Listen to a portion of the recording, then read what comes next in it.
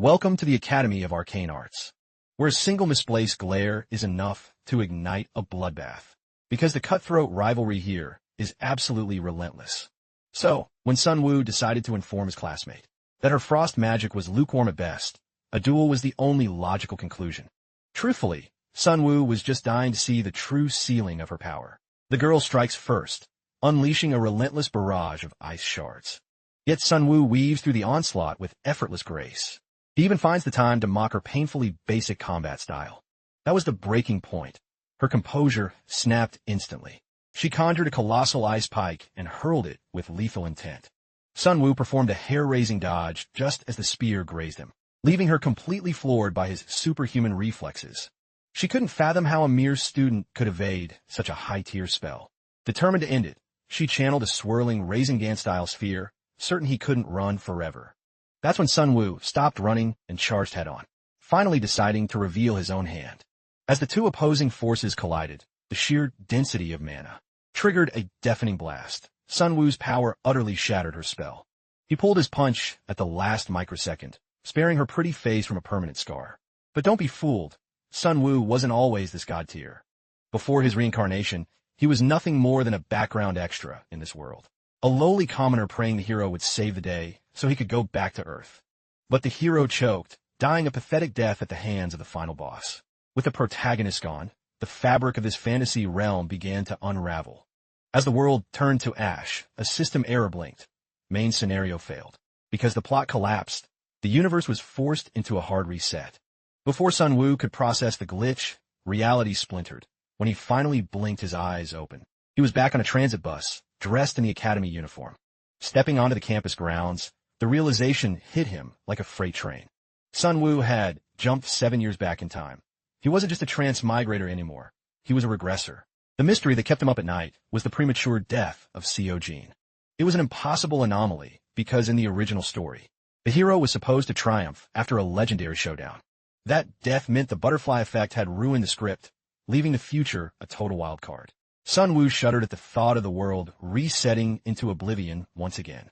This time, he vowed to keep the protagonist breathing by any means necessary to secure a new ending. Step 1 of his master plan: get close to the story's heavy hitters. Sun Wu attempted some casual small talk with a high and mighty noble girl, and was immediately greeted by a look that could kill. She was visibly repulsed by his old friend act, considering they were total strangers. Our hero's bravado evaporated in about 2 seconds flat. She was disgusted by his boldness. When Sun Wu tried to play it cool, she told him to get his eyes off her. Her insults stung worse than physical wounds, proving that befriending the main cast would be an uphill battle. Orientation kicked off as the elite class representatives were summoned to the stage. 3 titans of the academy stepped forward. First was Co. Jean, a brilliant sophomore and the star pupil of Archmage Kim Jin-shun.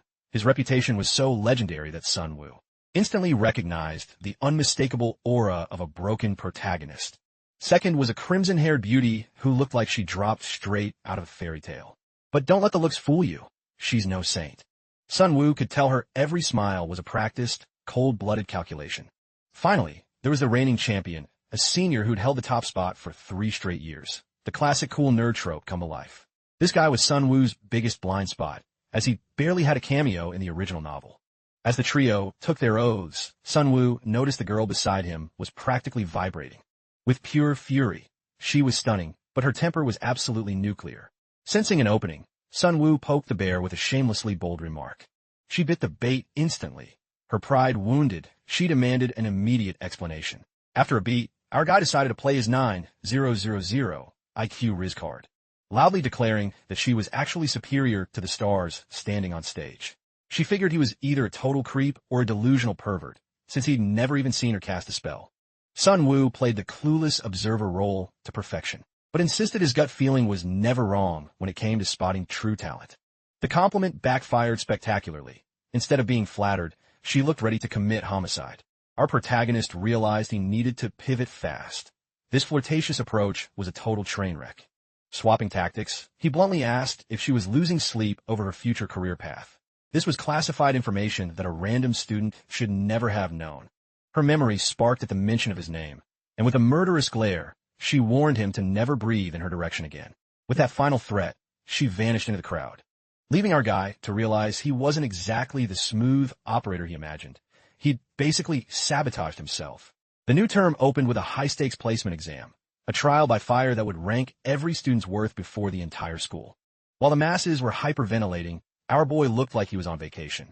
Sunwoo's objective was simple: secure a spot in the sophomore top 10. In his previous life, he was scouted for B-rank guilds, so he had no intention of playing humble with these amateurs. He was about to show this academy what a real veteran looks like.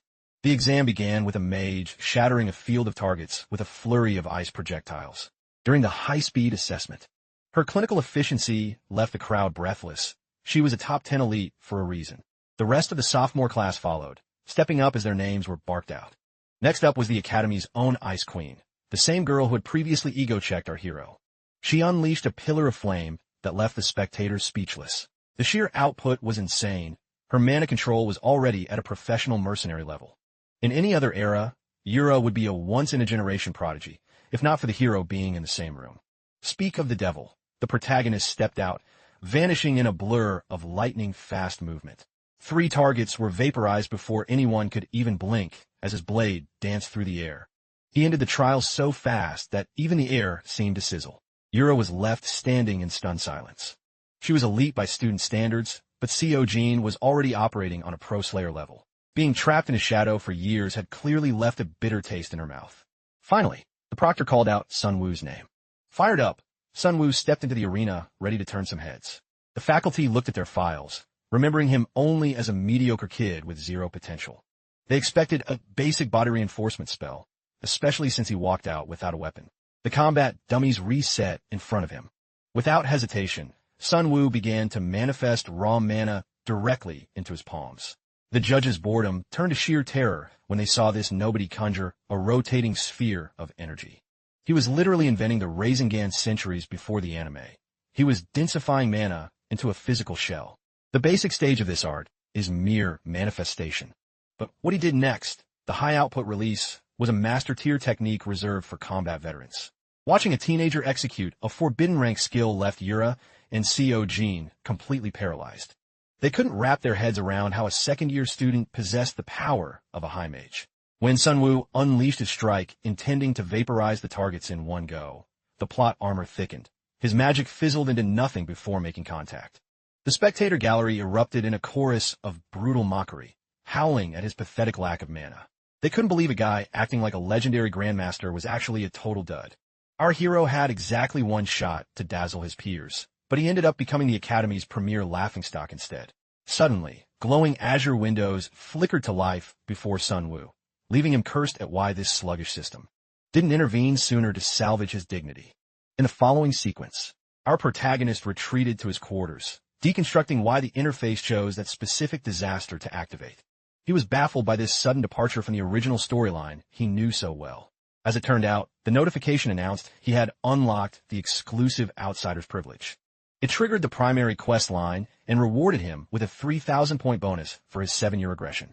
The system also dubbed him with a clown talent title, a slap in the face basically telling him to play the fool. But with a mountain of points in his pocket, Sunwoo became fixated on the blue screens. He grew obsessed with the memory of the crowd's ridicule. Now that his face was linked to such a disaster, he could no longer hide in the shadows. The most intrigued observer was the hero, CO Jean. Seeing 4 major characters burning holes in his back actually farmed him several thousand more points. In a heartbeat, Sunwoo's balance hit 10,000 points. To spend this fortune, he had to initialize the Outsider's Privilege Protocol. This unique skill set is reserved solely for those cast into this world from the outside. Sunwoo was the perfect anomaly for the job. These points stack up through a complex achievement matrix, triggering rewards whenever he hits a milestone. Simply put, the more infamy he garners, the higher his reputation climbs, and the faster the points roll in. Another perk of his status is the Point Shop, a total game changer. This broken system lets him purchase god-tier skills and gear using a universal currency. Sunwoo was thrilled to be rolling in points. Though it wasn't exactly a blast being the punchline of a joke the entire world was in on.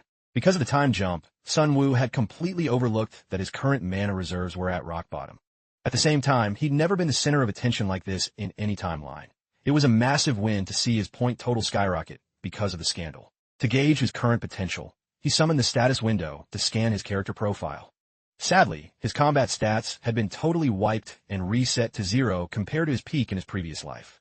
The thought of enduring the soul-crushing grind all over again left him feeling bitter. Sun Wu shook off the frustration, realizing his future knowledge gave him the ultimate edge in distributing his stats perfectly. Modern magic is split into 4 paths: reinforcement, manifestation, support, and summoning. Reinforcement buffs weapons and muscle, making it the king of brawling. Manifestation involved shaping raw energy into projectiles, the classic, flashy mage style. Summoning and support are mostly for showing off pets or weird utility tricks. Naturally, Sun Wu leaned toward manifestation because he wanted to look like a total badass while reciting incantations. Committing to the manifestation path meant he had to dump every available point into his mana pool. Suddenly, a system alert chimed, notifying him that his stage antics had successfully triggered over 300 people. The more people he left stunned or laughing, the more points he banked, proving that playing the jester was actually a genius financial move. The boy felt like he'd won the lottery as the affected audience counter surged past 400. That number actually exceeded the total student body of the entire school. Sensing something was off, Sun Wu did a quick search on a YouTube stream and realized his epic fail had been broadcast live to the entire world. He was truly suffering from success. He was a viral sensation, even if it was as a meme. However, the sheer volume of points made it all worth it. It made him wonder just how much further he could push his luck. Transforming into a digital warrior, Sun Wu's fingers flew across the screen, searching for a game-breaking purchase to fuel his next big stunt. The following morning, the entire campus was whispering, squinting at him to see if he was really the magic failure from the viral clip. Sun Wu had spent the entire night trolling every corner of the internet to maximize his engagement. His efforts paid off with a fresh 5,000-point windfall. When he walked into the lecture hall, every single student was already seated, waiting for the show. The moment he stepped inside, every eye in the room locked onto him. A snob blonde guy immediately tagged him as a total delinquent. But surprisingly, he started praising Sun Wu for being a comedic genius who brightened up the dull atmosphere. The class was dying to know how he ran out of gas so fast, with some mocking him as a silver spoon incompetent. This was Park In-hone, a minor antagonist destined to lose his mind later in the story. Sun Wu knew engaging with a low-level bully was a waste of breath, so he kept his cool. But then the blockhead doubled down, officially declaring Sun Wu the class mascot. He essentially wanted Sun Wu to be his personal lapdog. The legendary CEO Jean was the one who finally stepped in to shut it down. He was visibly annoyed that In-hone was still harassing people after being told to quit it. The jerk sneered at CEO Jin's hero complex, arguing that an average guy like himself had to assert dominance over those below him. Before the hero could retaliate, the bully and his goons scrambled away like cowards, leaving Sun Wu alone with the story's main protagonist. CEO Jean checked in on him, admitting he couldn't forget Sun Wu's bizarre performance at the trials. He also mentioned seeing the viral video, which was the last thing Sun Wu wanted to hear. Sun Wu felt a wave of second-hand embarrassment, as if his most cringe-worthy secret had been leaked to the public. CEO Jean tried to play the knight in shining armor, reassuring him that whoever uploaded that clip was the real loser. The hero tried to wrap up the conversation there, but Sun Wu lunged forward and grabbed his hand with desperate speed. Believe it or not, the boy looked CEO Jean in the eye and asked him to do it together. The tension was one line away from turning this into a romance novel. Sun Wu played the damsel card, pleading with the hero to team up for the upcoming dungeon raid. The prodigy was stunned, suspicious of Sun Wu's motives. But Sun Wu confidently argued that this partnership would be mutually beneficial. After a cold pause, the hero flatly refused, essentially telling Sun Wu he was too much of a liability to be a teammate. Sun Wu wouldn't take no for an answer, insisting there were 2 vital reasons why they needed each other. Amused by the audacity, CEO Jean agreed to listen to his pitch. You'd expect some high-level mental chess, but his first selling point was simply the fact that he was the lowest-ranked student in the class. CEO Jean was baffled that anyone would use being the worst as a point of pride. But then Sun Wu revealed the secret. The school's balancing points system. If the one ranker carries the dead last student, the bonus points are astronomical. CEO Jean was intrigued, but still felt the risk of failing the mission entirely with a rookie was too high. Then came the second reason. Sun Wu revealed that the rival era had already recruited 2 low rankers. She was using them to exploit the points system since her AoE magic allowed her to solo everything anyway. Then the boy tossed in a third reason, completely ignoring the fact that he said there were only 2. Sun Wu pointed at himself, boldly claiming that for a bottom-tier student, his skills were actually top-notch. Keep in mind, CEO Jean isn't a typical shonen hero moved by the power of friendship. The hero laughed out loud at the sheer logic. However, he agreed to the pact on one condition. he got to handpick the rest of the squad. Sunwoo eagerly shook on it, while the system pinged a notification that Seo Jin's interest in him was spiking. In the next scene, the lecture began. The professor explained how the world once recognized only 2 magic systems instead of 4. The teacher asked the class if anyone knew why that old classification system eventually collapsed. Playing the role of a pro gamer in a noob zone, Sunwoo raised his hand and schooled the class on the legendary Hunkyu, the 18th century pioneer who rewrote the laws of magic. As the teacher droned on, Sunwoo secretly noted that these complex formulas would be a nightmare, even for a genius like Seo Jin. But our boy had a shortcut. His outsider's privilege functioned like a real-time auto-translator and calculator. He was a walking cheat code, and his classmates began whispering comparisons to Hermione Granger, though a few still mocked his rank, which ticked him off.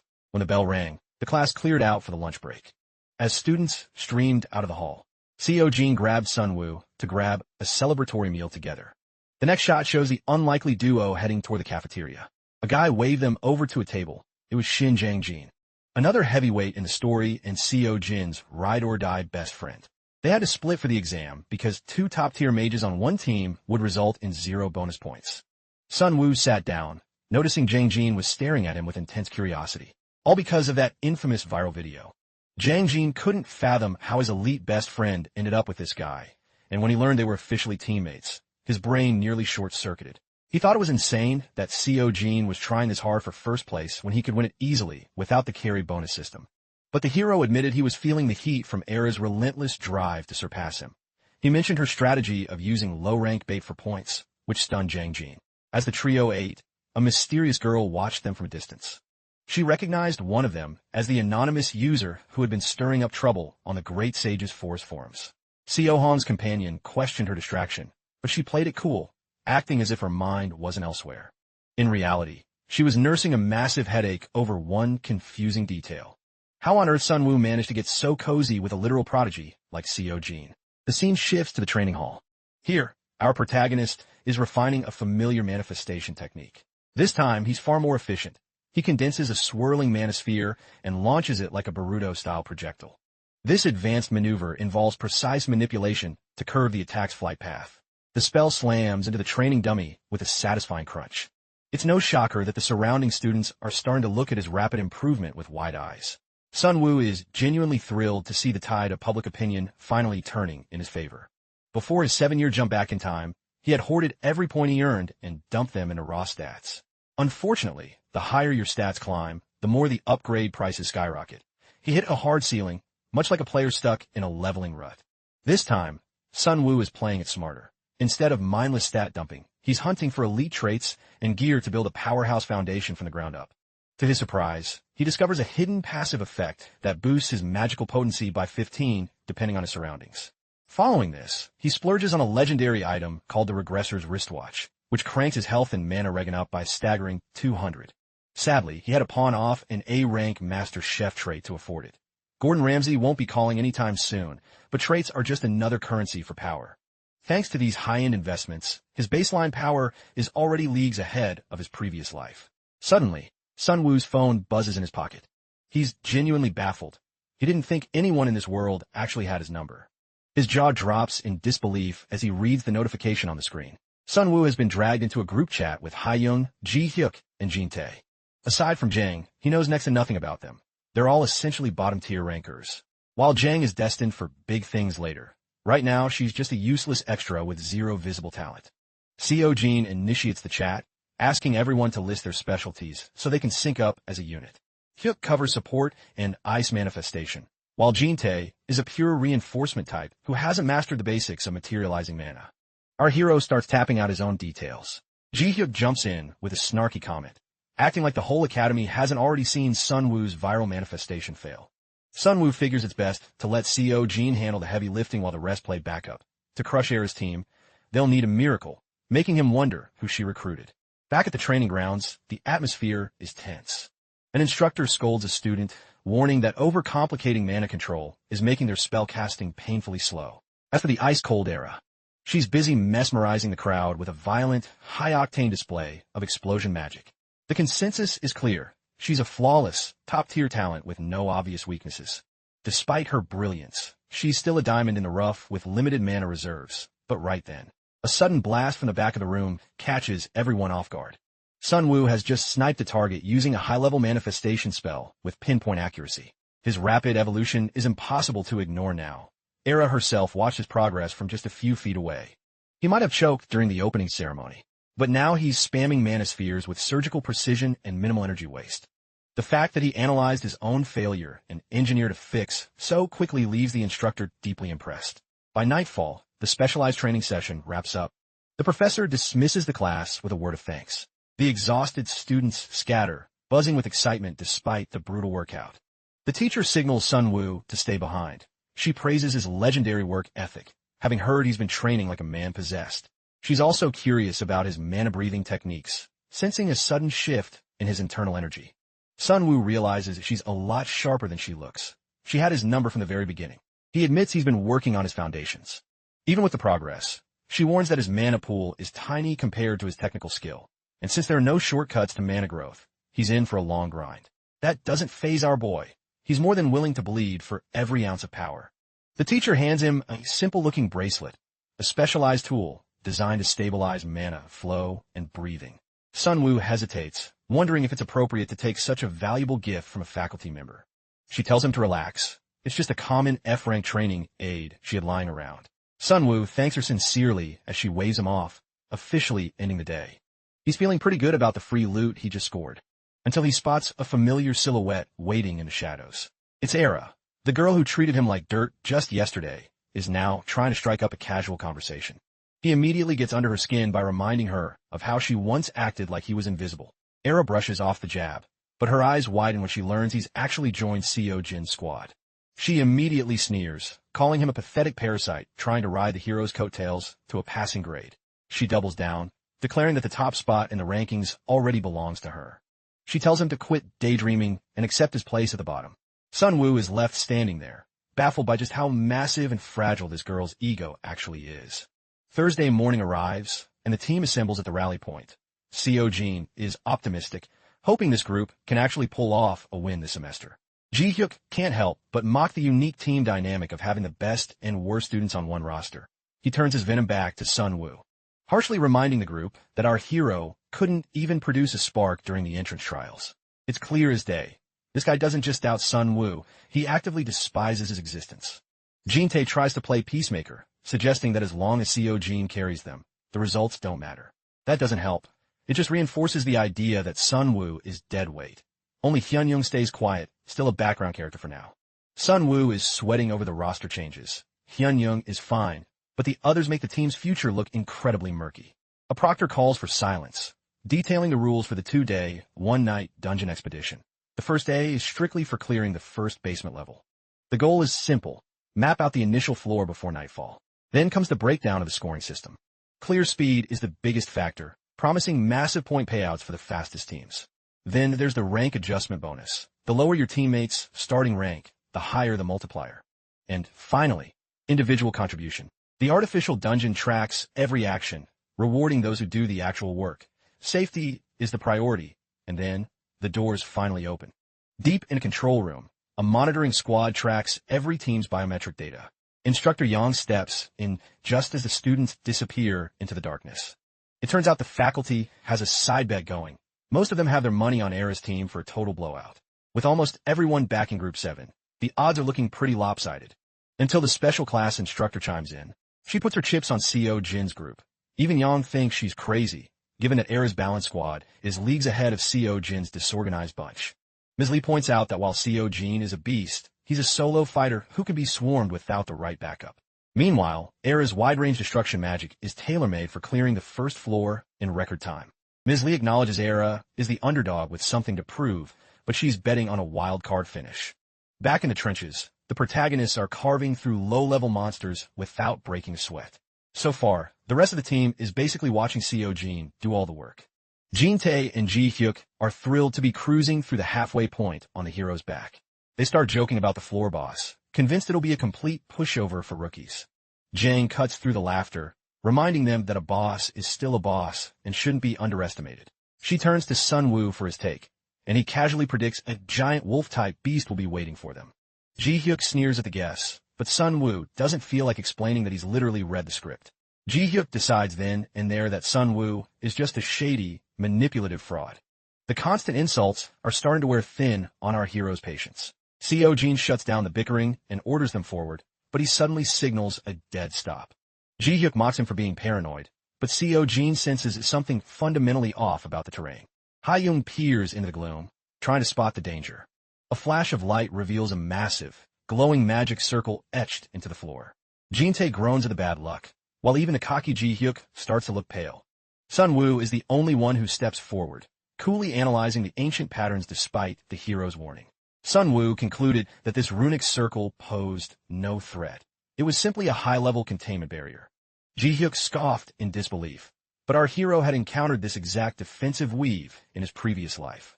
To validate his claim, he reached out and pressed his palm against the shimmering air.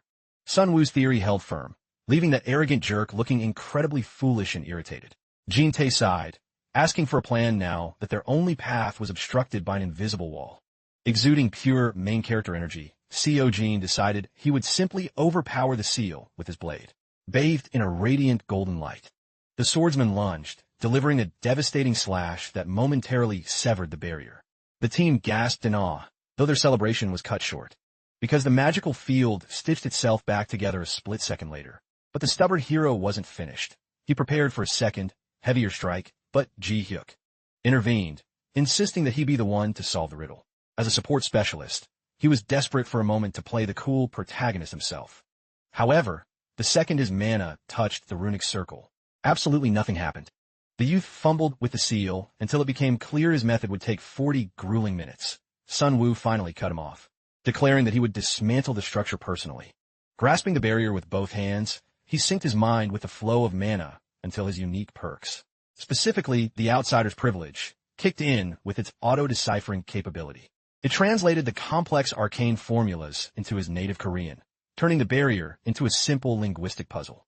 By mentally rearranging the syntax, Sun-woo successfully cracked the code and unraveled the spell. The barrier dissolved into thin air, entirely due to the boy's quick thinking and hidden skills. Seo-jin and Jin-tae watched in total amazement and fueled by their shock. The system generated a massive 5,000-point reward for his performance. Intriguingly, it also unlocked a favorability meter for the protagonist, a brand new feature for Sun-woo. With the path clear, they entered the boss's inner sanctum. To no one's surprise, it was the monstrous wolf.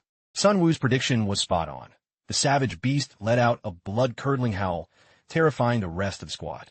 The alpha lunged at the group, but Seo-jin was already in midair, ready to deliver a killing blow. He shredded the wolf with a flurry of golden arcs, carving through its thick hide with surgical precision. The hero looked effortlessly cool as he sheathed his sword over the corpse of the fallen beast. With the boss neutralized, they exited the dungeon, officially concluding the training operation. The proctor greeted them at the finish line, confirming they had secured second place for the opening week. Seo-jin was floored by the result, only to learn that Era's squad had blitzed the floor 30 minutes faster. He took the news of her speed surprisingly well. While the other students whispered that Era was a freak of nature, she was speedrunning the dungeon like it was a casual game of Minecraft. Despite the ranking, Seo-jin was genuinely grateful for Sun-woo's help and realized that the boy was the sole reason they even remained competitive for the top spot. Without his intervention at the barrier, they would have been stuck in the basement for hours. Seo-jin blamed himself for the delay, but Ha-young reassured him that he had carried the team's combat load perfectly. Our boy kept the morale high, reminding them that the season was young and they still had time to dethrone Era's team. As they packed up, a woman approached Sun-woo with a look of intense interest. She was a prominent instructor from the support department, and she arrived with a very enticing proposition. What exactly was her pitch? She invited him to drop his current track and transfer into the support major immediately. The boy was momentarily stunned, but didn't hesitate, delivering a flat no right to her face. The teacher was speechless. She hadn't expected a total rejection before she even mentioned the perks. She raised her voice, highlighting that she could grant him an elite talent scholarship worth 50 million won. She was sure money would talk. Yet, our protagonist didn't even flinch as he turned her down again. Nearby students stared in disbelief, convinced he was a lunatic for throwing away such a life-changing windfall. They muttered that his manifestation magic was mediocre anyway, so he should have jumped at the chance. While they gossiped, Era strided into the fray to offer her own 2 cents. She called Sun-woo a fool for staying, noting that support prodigies received perks far beyond just a scholarship. With unwavering conviction, Sun Wu declared he was perfectly happy refining his manifestation magic. His absolute lack of doubt left even the haughty era completely baffled. The scene transitions to Seo Hong, who coincidentally crossed paths with our hero and actually offered him a polite, albeit surprised, greeting. Amusingly, she butchered his name, forcing him to correct her on the spot. What really threw Seo Hong off was seeing him scrubbing the floors, not for extra credit, but simply because Sun Wu couldn't stand seeing the place so filthy. His selfless work ethic actually touched her. She offered a warm goodbye before heading on her way. Now for the twist.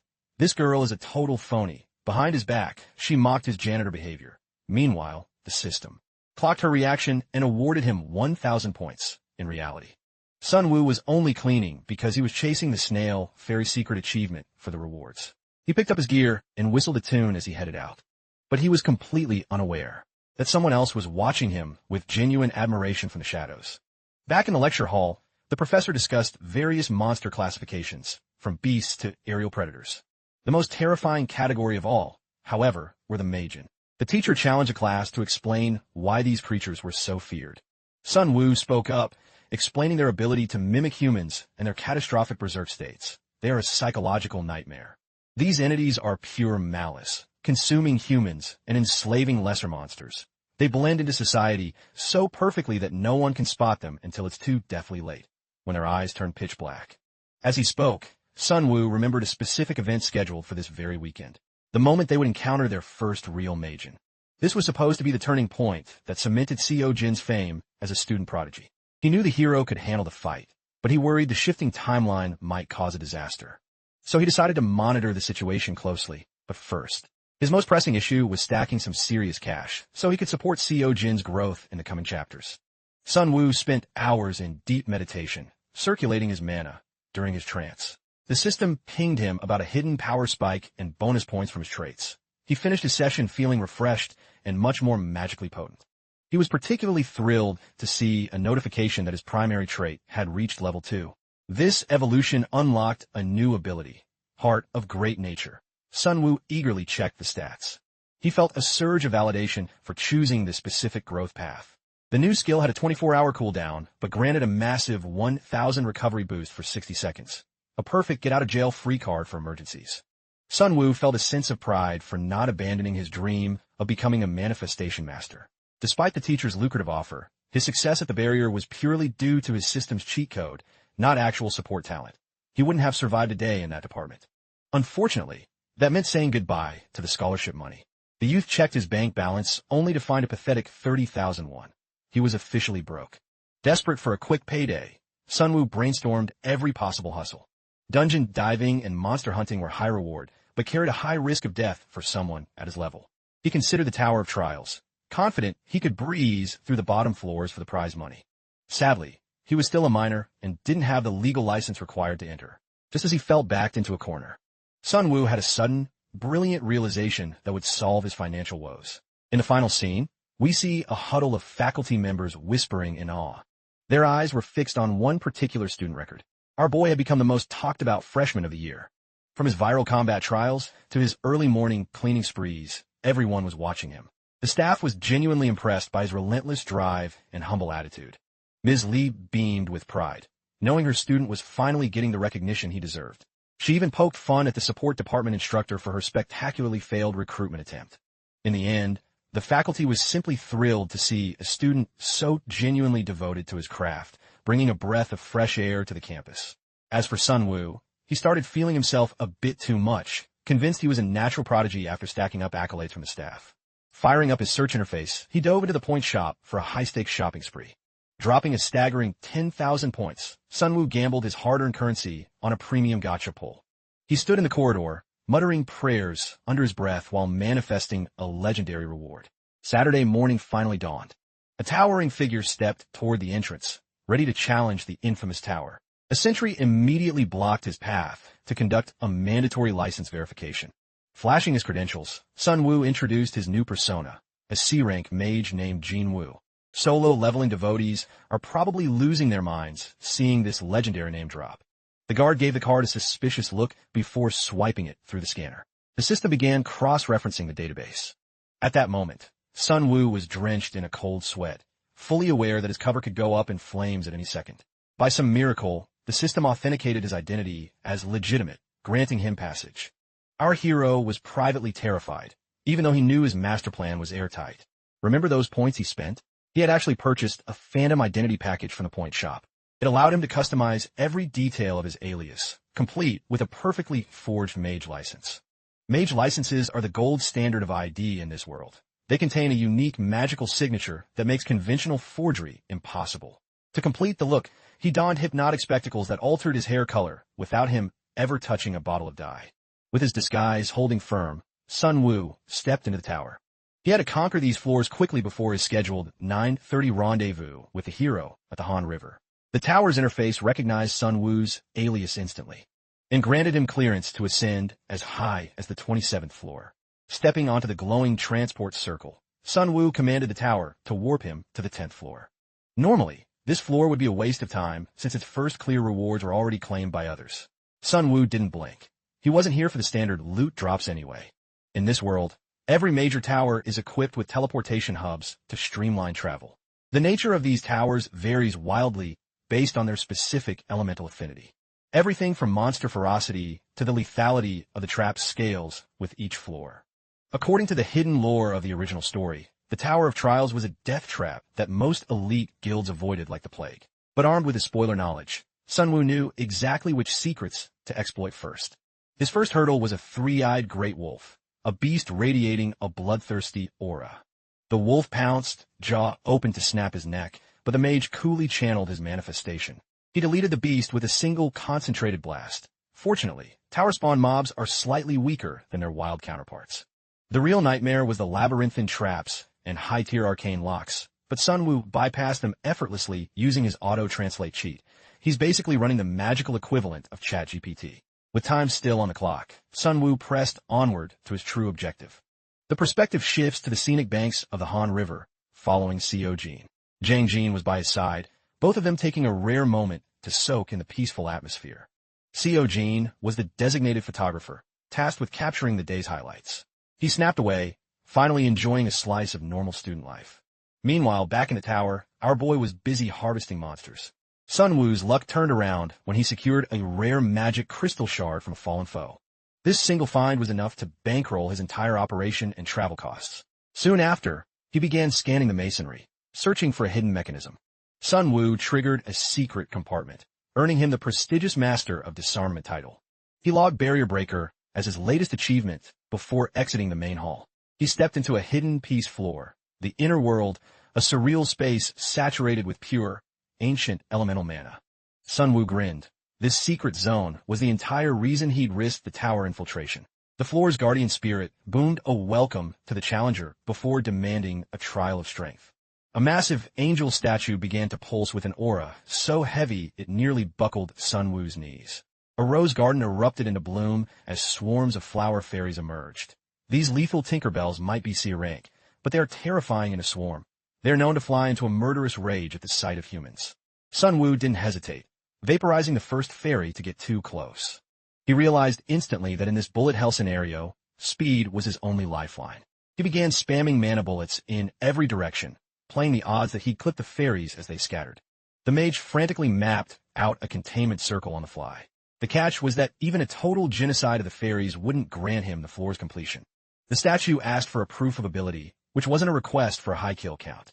Activating his outsider's privilege, he deconstructed the floor's core magic formula in record time.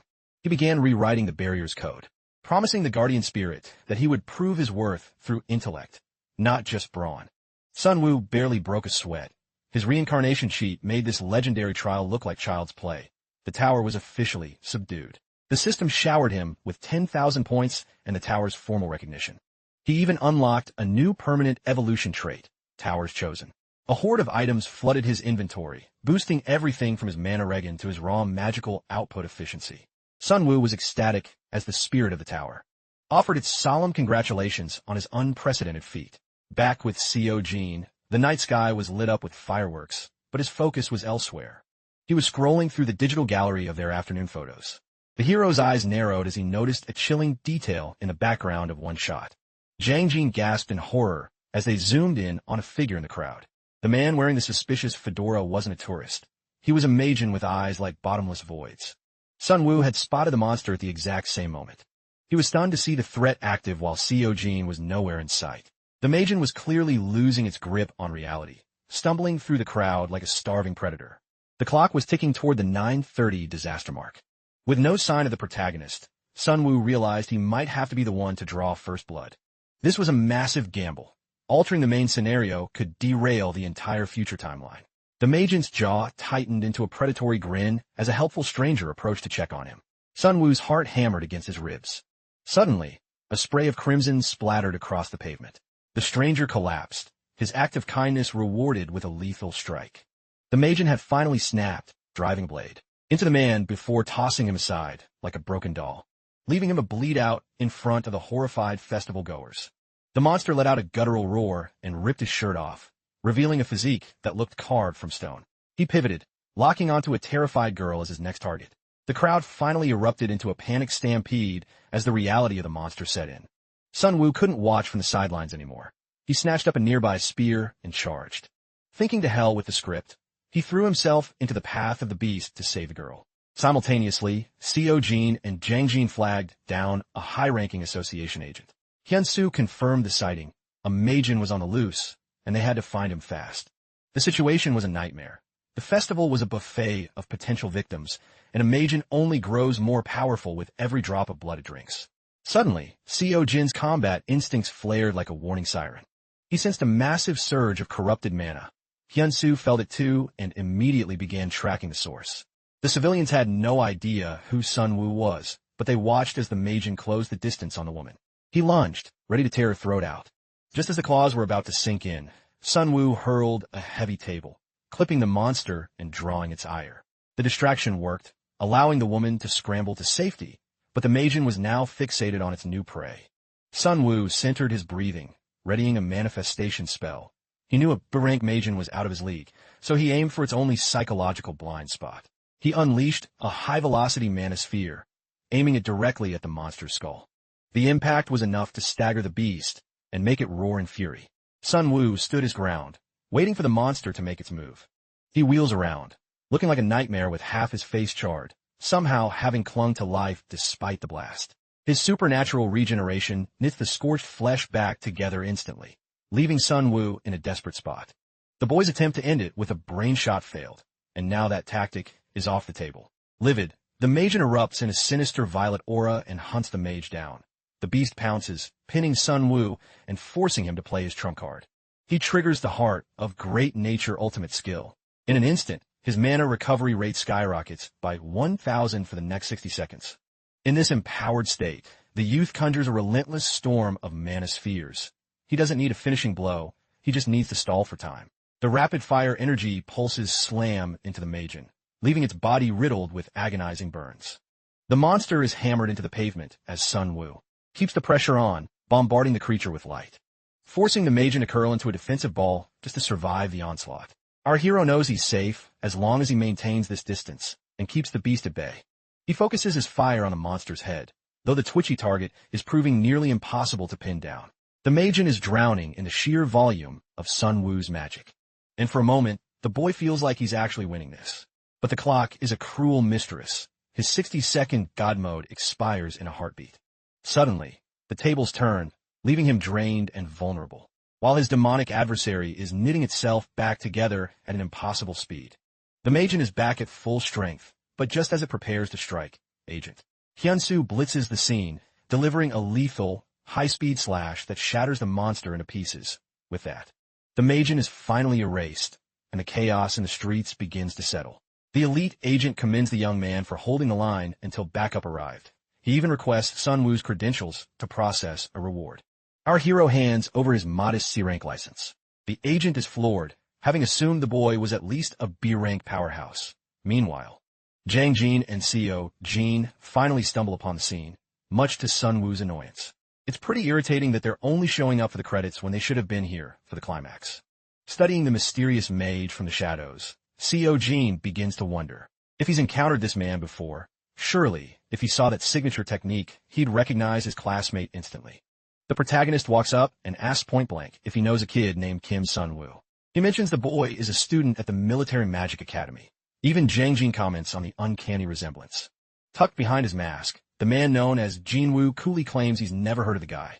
Thankfully, Agent Hyun-soo decides these kids are just in the way and professionally ushers them off the scene. Once they're gone, he turns back to shower our hero with more praise. But Seo Jin isn't buying the act. He casts a long, suspicious glare back at the stranger. Sun-woo shrugs it off, acting as if saving the day was just another Tuesday. The agent heads off to file his official report, while Sun-woo thanks him for the timely rescue. As soon as Hyun-soo is out of sight, the system pings to calculate his massive contribution to the quest. However, the timeline is warping further away from the original script. The system records this divergence, granting him 0.2 causality points for his meddling. This power allows him to forge his own destiny in this world. This means our hero can actually rewrite fate by intervening in the final showdown with Kraus, the monster that originally killed Seo Jin. His influence depends on his causality level. Plus, reaching 100 points unlocks Deus Ex Machina, a literal wish-granting ability. Naturally, Sun-woo's first thought is getting back to his real-world friends. That goal is all the fuel he needs to push himself to the absolute limit. He now has a double incentive. Save the hero Seo Jin and farm those sweet causality points. From this moment on, he plans to embed himself into every major plot point he can find. Next, Sun-woo collects a 15,001 hazard pay reward from the association for his work against the Magent. Having bled for this cash, he decides it's time to treat himself to some high-end living. He checks into the Hanseong Hotel, a legendary 5-star sanctuary for elite mages, owned by the Hanseong conglomerate. This corporation is a titan of wealth and influence, and they are deep-rooted in the world's power struggles. Sun-woo is treated like royalty and accidentally crosses paths with Han Se-jin, the high-profile vice president of the Hanseong Group, the man destined to inherit the entire corporate empire. Se-jin mentions his sister is joining him for dinner, and Sun-woo realizes he means Seo-hong. It's a sharp reminder that everyone in this world is interconnected. Back in his suite, he maps out his next gear moves, starting with his spear. The weapon is too recognizable, so it's going on the market. He keeps the reinforcement manual for later, but he intends to gift the rare herbs to Seo-hong. He just has to wait until the sun comes up to make his move. The next morning, the headlines are buzzing. Breaking news covers the mysterious mage who conquered a legendary hidden piece in the Tower of Trials. The broadcast runs footage of the C-rank hero who took down a Magent in the streets right afterward. The association publicly lauds Kim Jin-woo for his bravery, even floating the idea of an A-rank promotion. The elites are baffled by this dark horse who achieved a lifetime of feats in 24 hours. They even credit him with a solo kill. The system bestows the Little Hero title. With 2 million people watching his every move, he banks 21,000 points instantly. His new alias is officially a household name. He heads straight to Hansong Pharmaceuticals to track down Seo-hong. Passers-by are already whispering, recognizing him as the celebrity from the morning news. Sun-woo spots a powerful presence in the distance. It's the legendary S-rank mage Jang Soo-ji, a cornerstone of the Hansong family. He's terrified of being spotted by an S-ranker while undercover. However, the receptionist recognizes Jin-woo. He introduces himself formally, claiming he's there to negotiate the sale of rare tower-grown herbs. He manages to secure a face-to-face meeting with the director of Hanseong herself. She's stunned by his samples, sensing a level of raw energy that puts standard ingredients to shame. She calls it a divine elixir and wonders. How a young stranger like him could possibly identify such a rare treasure?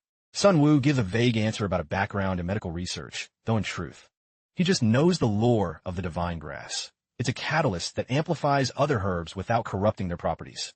Refining such a delicate ingredient is a nightmare for most alchemists. That's why he's entrusting it to the prodigy Seo-hong.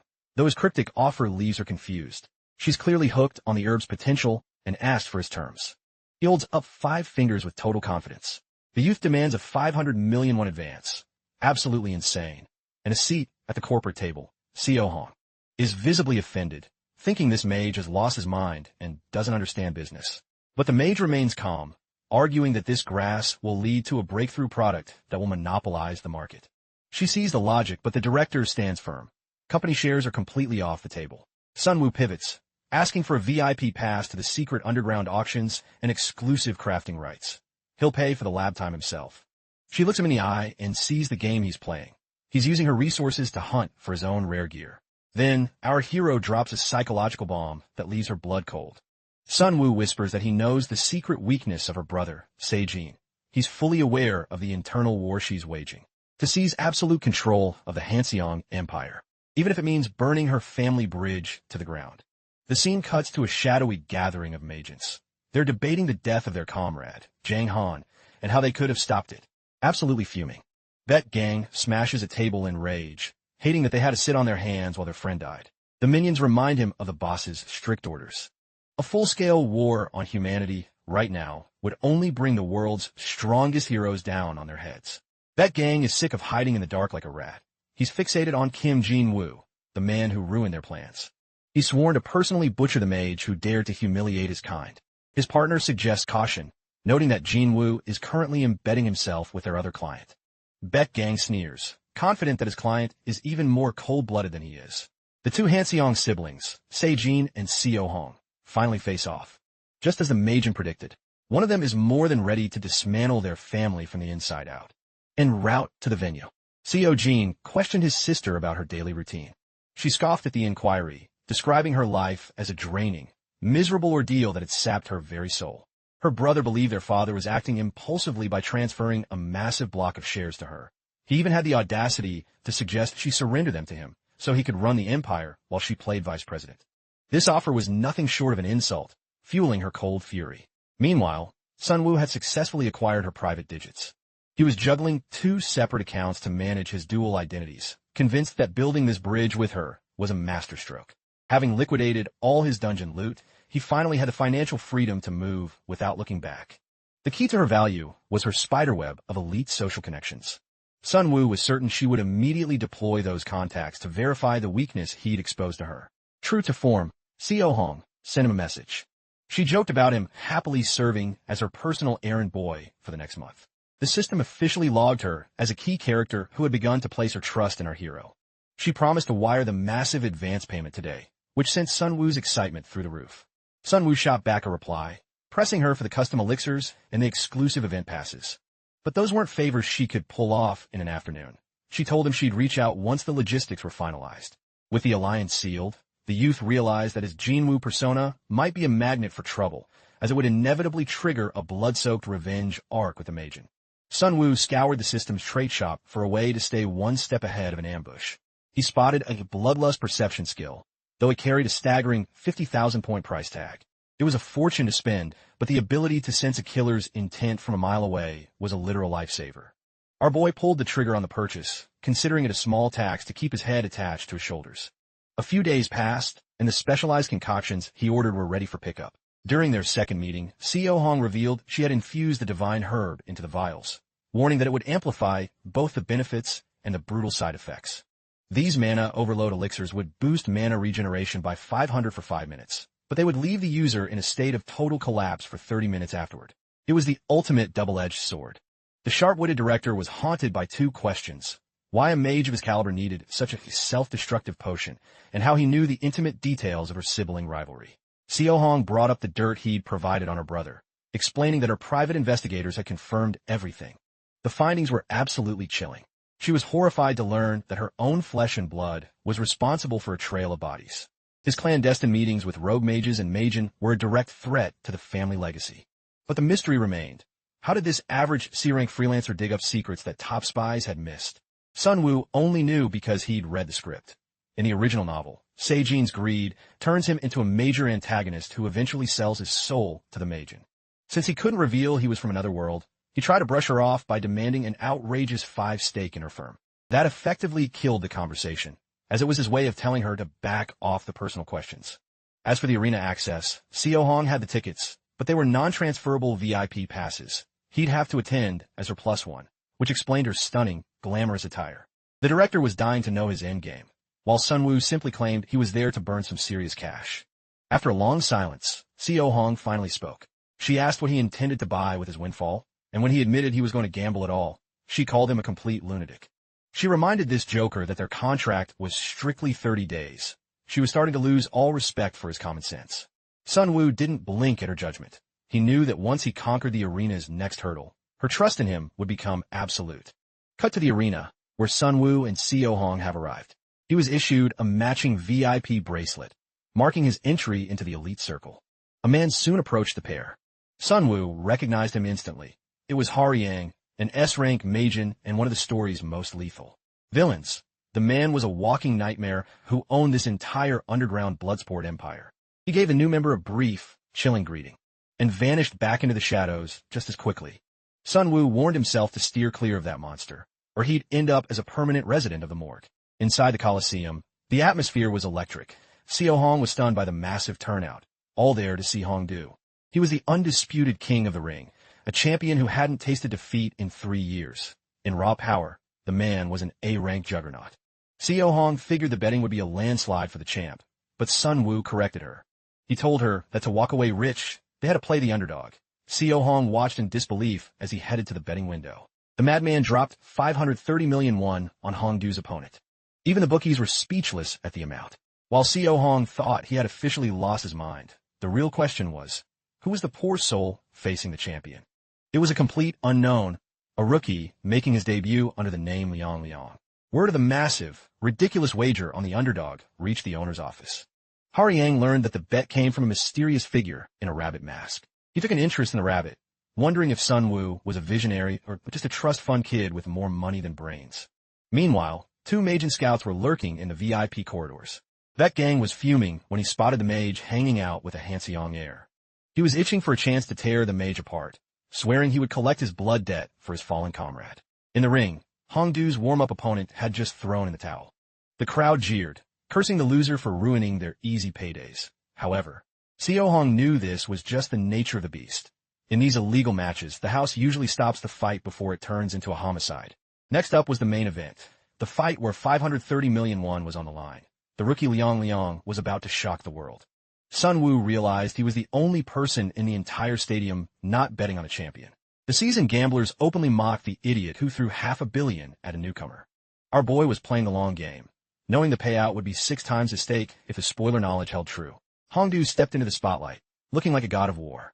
His opponent, a scrawny kid who looked like he belonged in a Baki Hama manga, approached. Xiao Hong was horrified by the mismatch. The size difference was comical. Even Sun Wu was surprised by how frail Liang looked in person, but he was here for more than just the payout. There's a shadowy syndicate known as John that plays a massive role later in the plot. Liang is the key character who eventually becomes their most dangerous operative. Sun Wu wanted to witness the birth of a legend with his own eyes. Of course, the reality of the situation made him sweat. He started second-guessing his memory of the book. In the lore, Liang Liang was the undefeated ghost of the arena. The champion, Hongdu, laughed at his opponent, thinking this was beneath him. He charged in to end it with one blow, but his thunderous strike hit nothing but air as the small rookie blurred out of the way. However, Hongdu adjusted, landing a sickening gut punch that folded the kid like a lawn chair. Liang was sent crashing into the stone wall, looking completely out for the count. The crowd roared with delight. Sun Wu felt a pit in his stomach, wondering if he'd just thrown his fortune into a dumpster. Outside, that gang was closing in on the arena. He wanted to storm the place, but even he feared Haoyang's wrath. You don't start a war on the Magent King's doorstep. He checked his watch, 10:30, and decided he could afford to wait until the rabbit left the building. Back in the cage, Liang was being systematically dismantled. Hongdu was relentless, delivering shockwave-inducing blows that didn't let the kid catch his breath. He was combo chaining him like a professional Tekken player. Liang was slammed into the dirt over and over. He was a mess of blood and bruises, with seemingly zero strength left to even crawl. The stadium chanted Hongdu's name in a deafening rhythm while Sun Wu braced for financial ruin. He couldn't believe his guaranteed win was being turned into a massacre. Then, in a flash, a jagged spike of dark energy erupted through the champion's chest. Hongdu stared down at the wound, his eyes filling with sudden terror. Liang was broken and bleeding, but his eyes were glowing with a terrifying new power. The champion tried one last desperate swing, but he was already a dead man walking. Liang conjured a barrage of razor-sharp shadow spikes and launched them with lethal intent. The strikes rained down, pinning the champion to the floor in a brutal display of shadow magic. The reigning champ collapsed, blood pooling around him from 5 jagged spikes buried in his torso. A heavy, shocked silence gripped the arena. The spectators were frozen in disbelief. Xiao Hong stared blankly, unable to process the sudden downfall of the favorite. Refusing to accept the result, bitter fans began shouting that the newcomer was nothing but a lucky cheat. As the referee called the match, Sun Wu decided it was the perfect moment to slip away. Xiao Hong didn't hesitate and hurried after him. Meanwhile, Haoyang sat back, sensing that the timing of this upset was far too convenient. Something smelled foul. He was convinced that Liang's victory was purely due to the champion's own arrogance and lack of focus. Still, he realized the mysterious person who wagered a fortune on an unknown rookie must have known something. He immediately ordered Manager Dong to dig up every scrap of intel on Kim Jin-woo's background. On the trek back, Seo Hong was reeling. She couldn't fathom who this man really was or how he predicted such an impossible upset. Maintaining a mask of indifference, our hero claimed it was just a wild gamble, effectively shutting down her interrogation. Sun Woo had truly struck gold with today's high-stakes wager. His bank balance skyrocketed to a staggering $3.1 billion, a wild leap for a guy who recently had only $30,000 to his name. This massive win earned him a new level of respect from Seo Hong, who grew increasingly fascinated by his secrets. Her growing intrigue triggered a system reward, granting him 7,000 points. The points he had drained to acquire the bloodlust sensing skill were finally trickling back into his pocket. Just as Sun Woo began to relax, a cold shiver ran down his spine.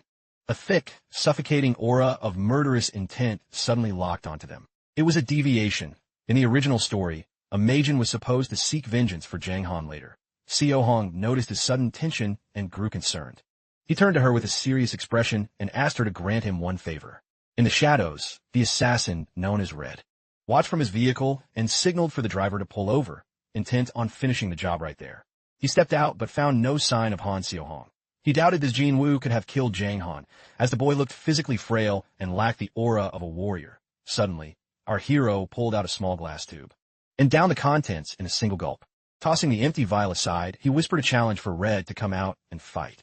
That liquid was no ordinary drink. It was a potent mana-surging elixir. Our protagonist knew the stakes. Red realized he had been spotted. He felt the boy's energy flare up violently, though it still didn't seem truly lethal. Nonetheless, the sudden burst of power was enough to pique his interest. Red lunged with his weapon, but Sun Woo retaliated with a swift energy blast, and narrowly evaded. Red remained confident, believing he still held the upper hand. He unleashed a rapid-fire assault, forcing the boy into a desperate defensive scramble. A massive boom echoed through the area. Seo Hong, behind the wheel, knew the battle had joined. Earlier, he had sensed they were being shadowed. Seo Hong had been skeptical. While he prepared his elixir, he claimed their stalker was likely a corporate hitman from a rival conglomerate. He had purposely lured the predator to this wasteland because he needed to eliminate the threat once and for all. He was under no illusions. The enemy's raw magical output was far beyond a standard B rank. Seo Hong was visibly shaken, but he offered a reassuring nod, telling her that he was counting on her part of the plan. Deciding to trust his judgment, she drove off, praying for his safe return. Back in the fray, the youth danced through the attacks with surprising grace, thanks to his prior training as a reinforcement specialist. Red grew frustrated, seeing his opponent focus entirely on evasion. He prepared a devastating finishing move, certain that the boy had run out of room to run. He closed the distance with terrifying speed, catching the protagonist off guard. Yet, against all odds, Sun Woo managed to twist away at the very last second. Our hero was running out of time. The potion's effect would only last another 2 minutes. Determined to end it, he triggered his ultimate ace, the heart of great nature skill. As the ability surged, Red felt a primal, overwhelming energy erupt from the boy, sending a wave of dread through his heart. Kim Jin-woo found his second wind and charged at the assassin like a bolt of lightning. The killer realized he was in real danger and swung his weapon wildly to keep the boy at bay. Red was horrified to see the youth slip through every strike, closing in with predatory intent. He raised his staff in a desperate block, but a concentrated sphere of lightning slammed into his chest. Our protagonist saw his window of opportunity swing wide open. He maintained a relentless pace, driving the assassin backward and breaking his guard. He saw his chance for a killing blow to the head. He closed the gap, seized the assassin by the throat, and tightened his grip. But disaster struck as the potion's timer hit 0, and his mana reserves bottomed out. For the next half hour, he would be completely paralyzed. The youth realized he was a sitting duck. The assassin reclaimed his staff and lunged forward, a sadistic grin spreading across his face as he prepared to deliver the final blow. Suddenly, a flash of steel from behind carved the killer in half like a piece of fruit. Sun Woo slumped, gasping with relief at his narrow escape. It was Jiang Suji, the legendary S-rank powerhouse known as the Hanseong Sword, who had arrived just in time. It was destiny. Bet Gang's life was cut short by a true titan. Sun Woo was thrilled to meet such a legendary figure from the book's lore. The S-ranker had obliterated an A-rank assassin with a single, effortless motion. Jiang Suji was incensed that any thug would dare threaten the youngest daughter of the Hanseong dynasty. Han Xiaohong rushed to the boy's side, frantic with worry. As she supported him, he insisted he was fine, realizing his gamble on her bringing reinforcements had paid off. She gave a small smile, noting that since his life was on the line, she had brought the strongest protector she knew. The system chimed. With Bet Gang eliminated and the timeline shifted, causality rose to 0.6 and his bond with Xiaohong deepened. He saw the text hover in the air. The youth finally let out a long breath, savoring the hard-earned rewards. Jiang Suji suggested they alert the chairman immediately, as a Magent hit was a grave security breach. Sun Wu knew that if the public found out a Magent had targeted the Hanseong group, panic would sweep the city. He felt it was better to keep this deviation from the script quiet. They both understood that an official report would lead to endless, annoying investigations. So, Han Xiaohong requested that the entire incident be buried, and Uncle Jiang Suji gave his solemn word to keep it between them.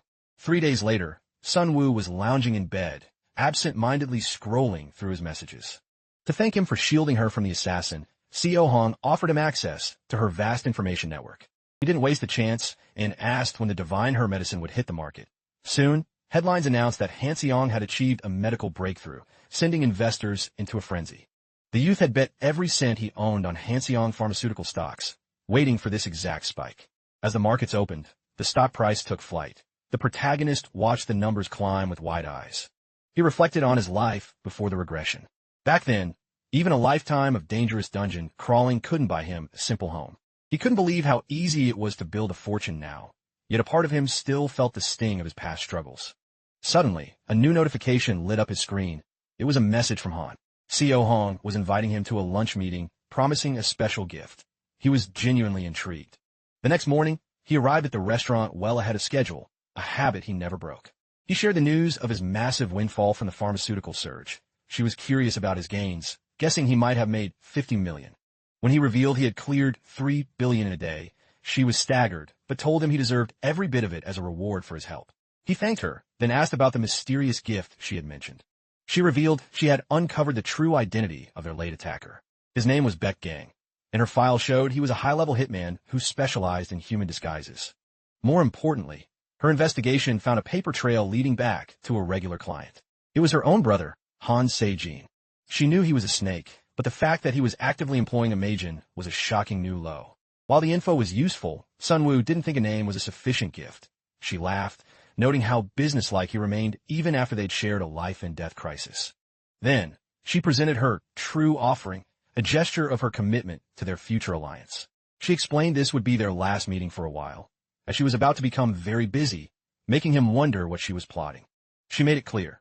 Now that her brother's treason was confirmed, his involvement in the hit was no longer a guess. She refused to let such an insult go unpunished. She was moving to collect on her brother's debt. As she stood up and walked away, he couldn't help but think she was making a grave mistake assuming her brother had any control over that gang. Regardless of her plans, he is a seasoned antagonist and will inevitably become a thorn in her side. The idea of using her as a pawn to entrap Han Seijin was becoming increasingly tempting to him. Suddenly, she called out to him before he could depart, expressing her hope that the gift she had handpicked would be to his liking. He expressed his gratitude and unboxed the gift, discovering a bracelet humming with latent magical energy. A broad, genuine smile lit up his face as he examined the artifact. A system alert flashed, noting that Haryang's curiosity regarding him had piqued. This resulted in another bonus of 1,500 points being credited to his account. Haryang was in his study analyzing tactical reports when an operative named John Hai entered with a bow. Haryang questioned if his visit was an official inquiry from the Ten Demon Association. John Hai confirmed it was, though he admitted he had a pressing personal question first. It concerned the recent killings of his associates, Zhang Han and Bet Gang. Both had met their end at the hands of a human mage. Bet Gang's final logs indicated that this very mage had set foot in the arena quite recently. The core of John Hai's inquiry was whether Haryang possessed any intel on the identity of Kim Jin-woo. Haryang glanced from the digital dossier to the high-resolution photo of the protagonist. The moment he saw the face, he realized this was the high-roller VIP who had bet big on Liang Liang. John Hai pressured Haryang for the boy's details, vowing to paint the graves of his fallen friends with the mage's blood. Haryang, however, found the man's bloodthirsty request utterly distasteful. His presence flared violently as he warned John Hai that touching his client would carry a lethal price. Terrified, John Hai immediately retracted his threat, swearing he wouldn't lay a finger on the boy and pleading for mercy. Yang dismissed the apology, telling him to simply relay the message from the association. Drenched in a cold sweat, John Hai revealed that a new prophecy had emerged from the prophet's altar. It foretold that 5 fated children destined to eradicate demons would turn 18. They would awaken fully, and the demon king would fall. Yang sighed, knowing the king would likely cause another mess. He pressed for more, and John Hai clarified the altar specifics. The primary child of the prophecy reaches the age of 18 within this calendar year. Currently enrolled at the Military Magic Academy. Meanwhile, our hero decided to bench his Jinwoo persona for a while. He couldn't shake the thought of Yang. He was intrigued by the man, but he knew getting tangled up with him now would be a tactical disaster.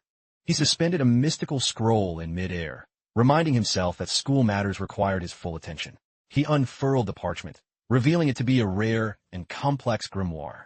After absorbing its contents, he realized that midterm season was rapidly approaching. Students were required to showcase their prowess before a panel of elite officials, making it a high-stakes spectacle. This event was a cornerstone for Lee Seo-jun's development, giving it immense narrative weight.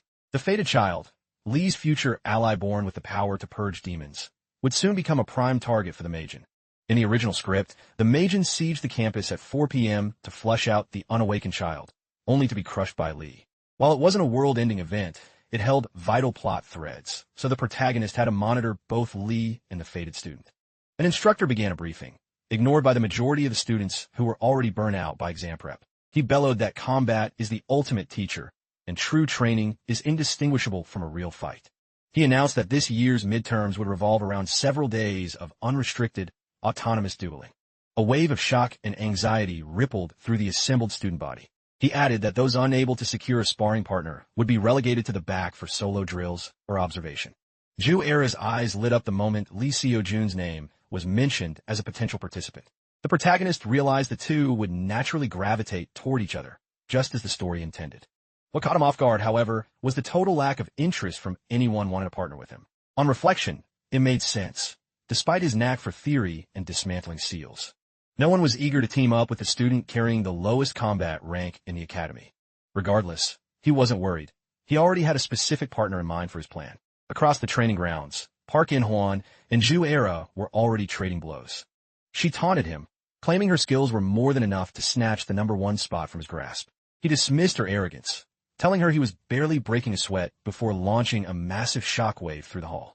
Yoon Hae-yoon watched the academy's 2 titans clash in a display of overwhelming force. She looked away, the sight only deepening her own sense of inadequacy and frustration. Unsurprisingly, she was also without a partner, given her lackluster ranking of 82nd. Her theoretical knowledge was top tier, but she consistently fumbled when it came to practical execution. The protagonist felt a twinge of sympathy. She was a kind soul whose physical output simply couldn't match her sharp intellect. She attempted to practice on a reinforced training dummy, but even her most concentrated spells failed to leave so much as a scratch on the target. Despondent and fuming, she felt her anger peak as her relentless effort continued to yield 0 results. The protagonist stepped forward, bluntly telling her that her manifestation technique was fundamentally flawed.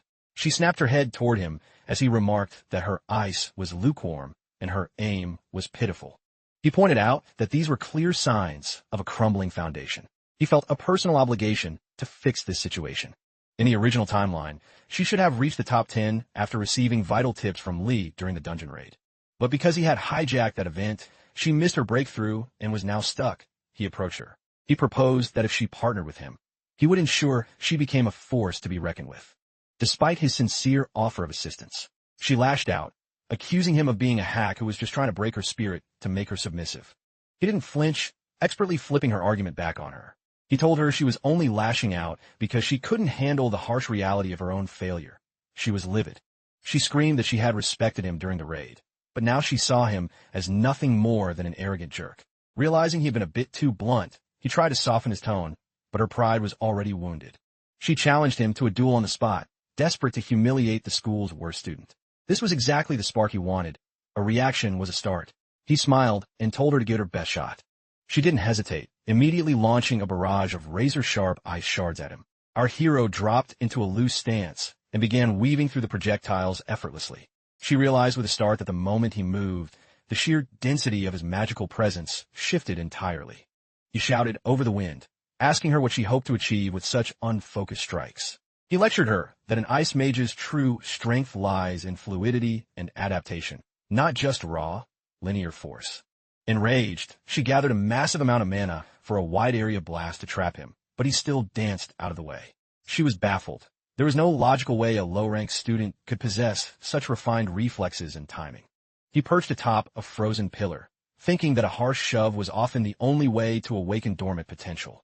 She charged at him, screaming in frustration, demanding to know how he expected to win by just running away. He vaulted down and explained that novice manifestation mages share a fatal vulnerability. Once an opponent closes the distance, their long-range advantage vanishes instantly. He blurred forward, closing the gap before she could blink, and prepare to strike. She felt the overwhelming pressure of his magic, but just as the blow was about to land, he pulled back. He grinned and thanked her for the excellent exercise.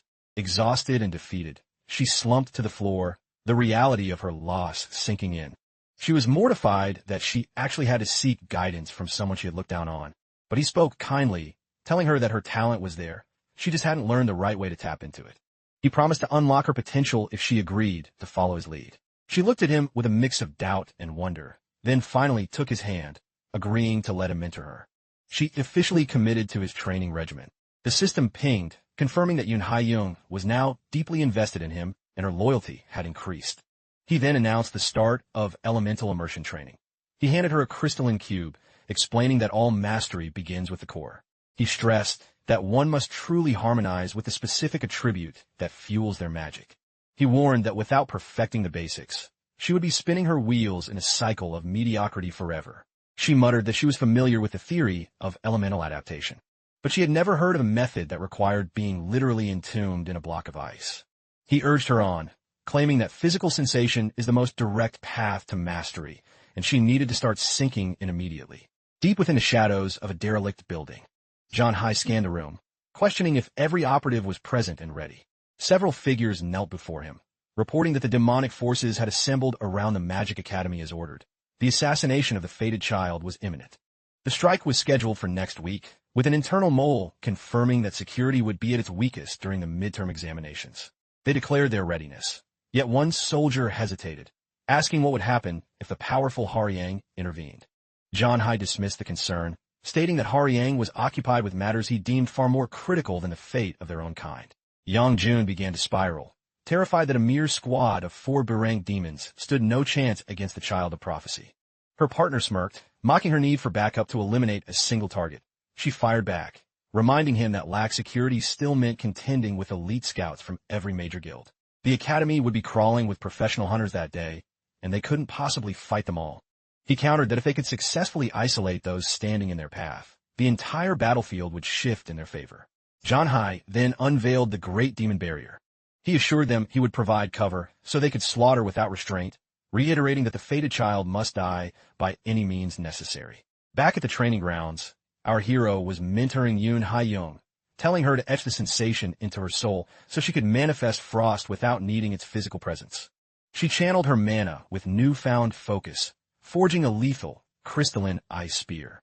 A surge of pride washed over her as she realized she had crafted a high-tier weapon using nothing but her own internal reserve. Even the protagonist felt a sense of accomplishment. In just a few days under his wing, her prowess had evolved dramatically. He told her he never doubted her spark. The system pinged, confirming her deep in trust and awarding him a 1,500-point bonus. She beamed, declaring she would follow his lead blindly from now on. She then challenged him to ramp up the intensity, claiming she could handle even more freezing pressure. The boy could see the physical toll it was taking, sensing the underlying pain she was trying to hide. Regardless, he increased the cold. It was the only way to forge her into a warrior worthy of standing by Lee's side. As the frost intensified, her body began to tremble violently from the sheer elemental exposure. Meanwhile, a shadowy figure stood in the corridor, silently monitoring their every move. Lee Seo-jun watched from the shadows, confused by the scene and fearing he was witnessing a case of systemic bullying. He saw our hero relentlessly pelting Yoon Ha-young with ice and wondered if he should intervene. He decided the best course of action was to alert the faculty. Suddenly, Instructor Lee Hee-young materialized behind him. He reported the abuse immediately, but the teacher simply asked if he was referring to the specialized elemental adaptation drills. To his bewilderment, the instructor explained she had been supervising their progress since the very first day. She noted that in record time, the girls' magical output had surged. It was clear to her that Yoon Hae-young was flourishing. What truly impressed the teacher, however, was the insight of the student who had diagnosed the girl's plateau and guided her through it. The instructor was intrigued to find that Lee Seo-jun was already acquainted with the boy. She had assumed Seo-jun only kept track of the elite performers, a comment that left the young hero stammering for an explanation. She remarked that Kim Sun-woo possessed hidden depth, making him a name worth knowing. Seo-jun found this hard to swallow, given the boy's status as the school's bottom-tier mage. The teacher then warned Seo-jun to focus on his own growth rather than babysitting others, reminding him that in this world, only results carry weight. She resolved to give the mysterious student a proper platform to showcase his true abilities during the upcoming midterms. Meanwhile, our protagonist realized he was in a financial bind. He desperately wanted to purchase a spatial storage bag. The price tag was 20,000 points, but his current balance sat at a meager 8,500. He knew the bag was an S-tier utility item, capable of instantly summoning gear during a fight. He saw a 50 discount offer, but even then his funds fell short of the requirement. He cursed his luck, frustrated that the perfect sale was happening while his pockets were empty. He needed a foolproof way to rake in 11,500 points within the next 5 days. His smartphone buzzed in his pocket. It was a summons from instructor Lee Hyun-young, requesting his presence in the staff lounge before his first lecture. The following morning, Ju Era, Park In-hwan, and Kim Sun-woo stood before the faculty. Lee Hyun-young announced that they had been handpicked for the second-year casting department's elite track. She told them to view it as a fast pass for students with raw potential, regardless of past scores. The boy knew Lee Seo-jun was already in the reinforcement elite class. Joining this group was his best ticket to getting close to the protagonist. Suddenly, Park In-hwan voiced a loud objection to his inclusion, leaving our hero wondering what this guy's problem was. In-hwan sneered, stating that as the 5th-ranked student, being paired with the academy's worst performer was a stain on his reputation. He looked to Ju Era, hoping she would back his elitist stance. But she shut him down with a frigid glare, telling him to mind his own business and stop whining. The rejection stung. In-hwan muttered to himself that her icy attitude was the reason she was a social pariah. The teacher turned to our hero, asking for his response to the criticism. He simply replied that if the rank was the issue, then he would just have to climb higher. The instructor challenged him to prove his worth in the midterms by breaking into the top 80 or higher before the transfer was finalized.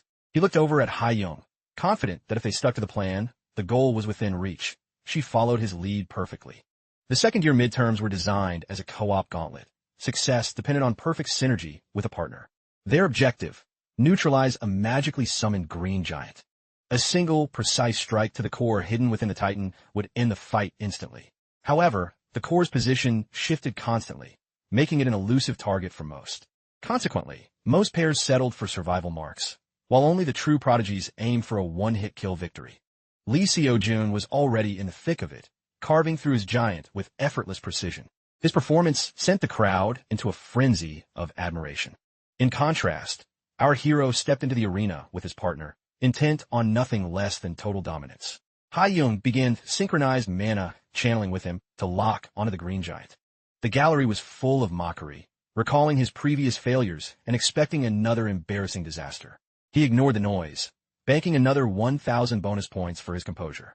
As the green giant loomed over them, he activated the outsider's privilege. He knew this was the moment he would finally shed his loser reputation.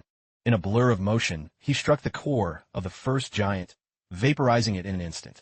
The second behemoth roared in fury, lunging at him with massive fists.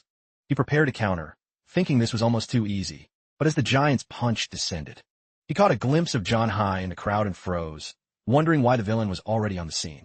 The split-second distraction caused his counterattack to miss its mark.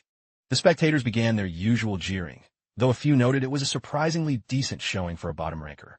He began to sweat, realizing the mastermind behind the coming chaos was watching him. According to his knowledge, the demon invasion wasn't supposed to happen until well after the exams. He was paralyzed by the shift in the timeline as the giant swung again, but his partner suddenly intervened. She flash froze the monster's massive arm, halting the strike. She sprinted to his side, shaking him out of his daze. Snapped back to reality, he raised his hand and unleashed a final burst, obliterating the second Titan. The entire crowd was left utterly struck by silence. Nobody had actually expected the Academy's lowest-ranked student to emerge victorious. Then, the stands erupted in cheers. His point total surged as the system was overwhelmed by notification alerts.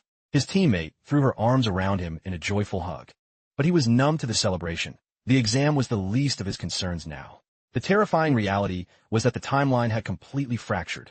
A cold sweat drenched him as he questioned if his interference had broken the world's original fate. Sensing his distress, he muttered a hollow excuse about exhaustion and told her he needed to clear his head. When she suggested it was the intensity of their battle that had drained him, she blushed and gently told him he should probably take the rest of the day off, if he was feeling that unwell. However, our hero had no intention of resting. He needed to map out exactly how much the future had been altered by his presence. He moved toward the exit, where he found Lee Seo-jun being mobbed by a swarm of fanatical admirers. Corporate scouts were practically tripping over each other to recruit the young prodigy. Seo-jun tried to deflect them, reminding them that at 18, he wasn't even eligible for a contract. But the recruiters were relentless, shoving business cards into every available pocket. In the middle of the circus, the scouts were baffled that the notorious failure of the school was the one acting as the hero's messenger. The entire stadium fell into a stunned silence.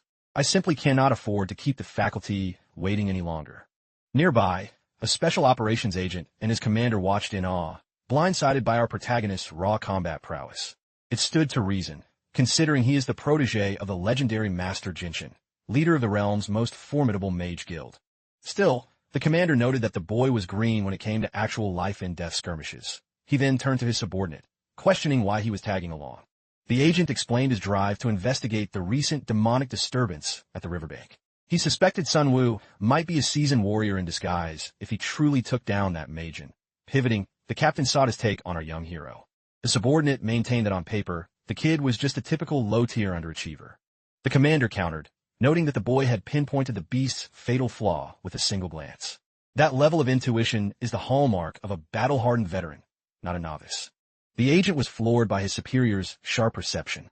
Ultimately, they both shared a laugh, dismissing the absurdity of a high schooler being a secret elite soldier. Nevertheless, they observed a striking resemblance between the kid and the mysterious Jin Woo, who seemed linked to Seo-jun. They resolved to maintain a close watch on this enigmatic student. The perspective then shifted to the boys, who had slipped through a secondary entrance. They finally managed to shake off those relentless guild scouts who had been hounding Sun Wu. Blending into the crowd, they settled in to observe the upcoming duel. But our hero stayed on high alert, scanning for any sign of the demonic ambush that could erupt at any second. The fractured timeline meant the original schedule was out the window. He was flying blind. He decided to let Sun Wu take point on dealing with the mastermind, John Hai.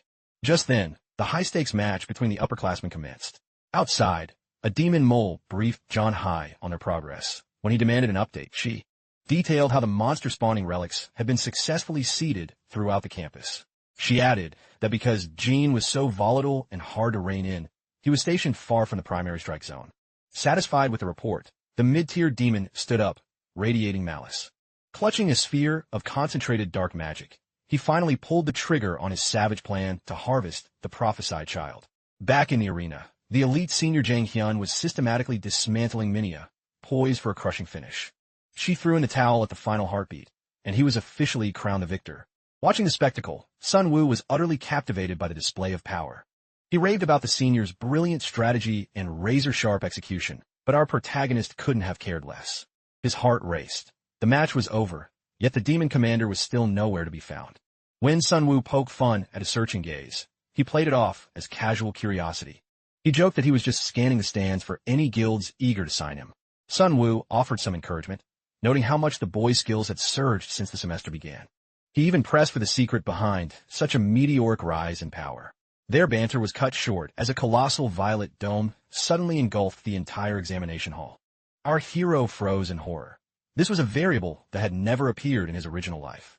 Panic rippled through the stands as students wondered if the Academy's defense systems had malfunctioned, desperately trying to signal for help.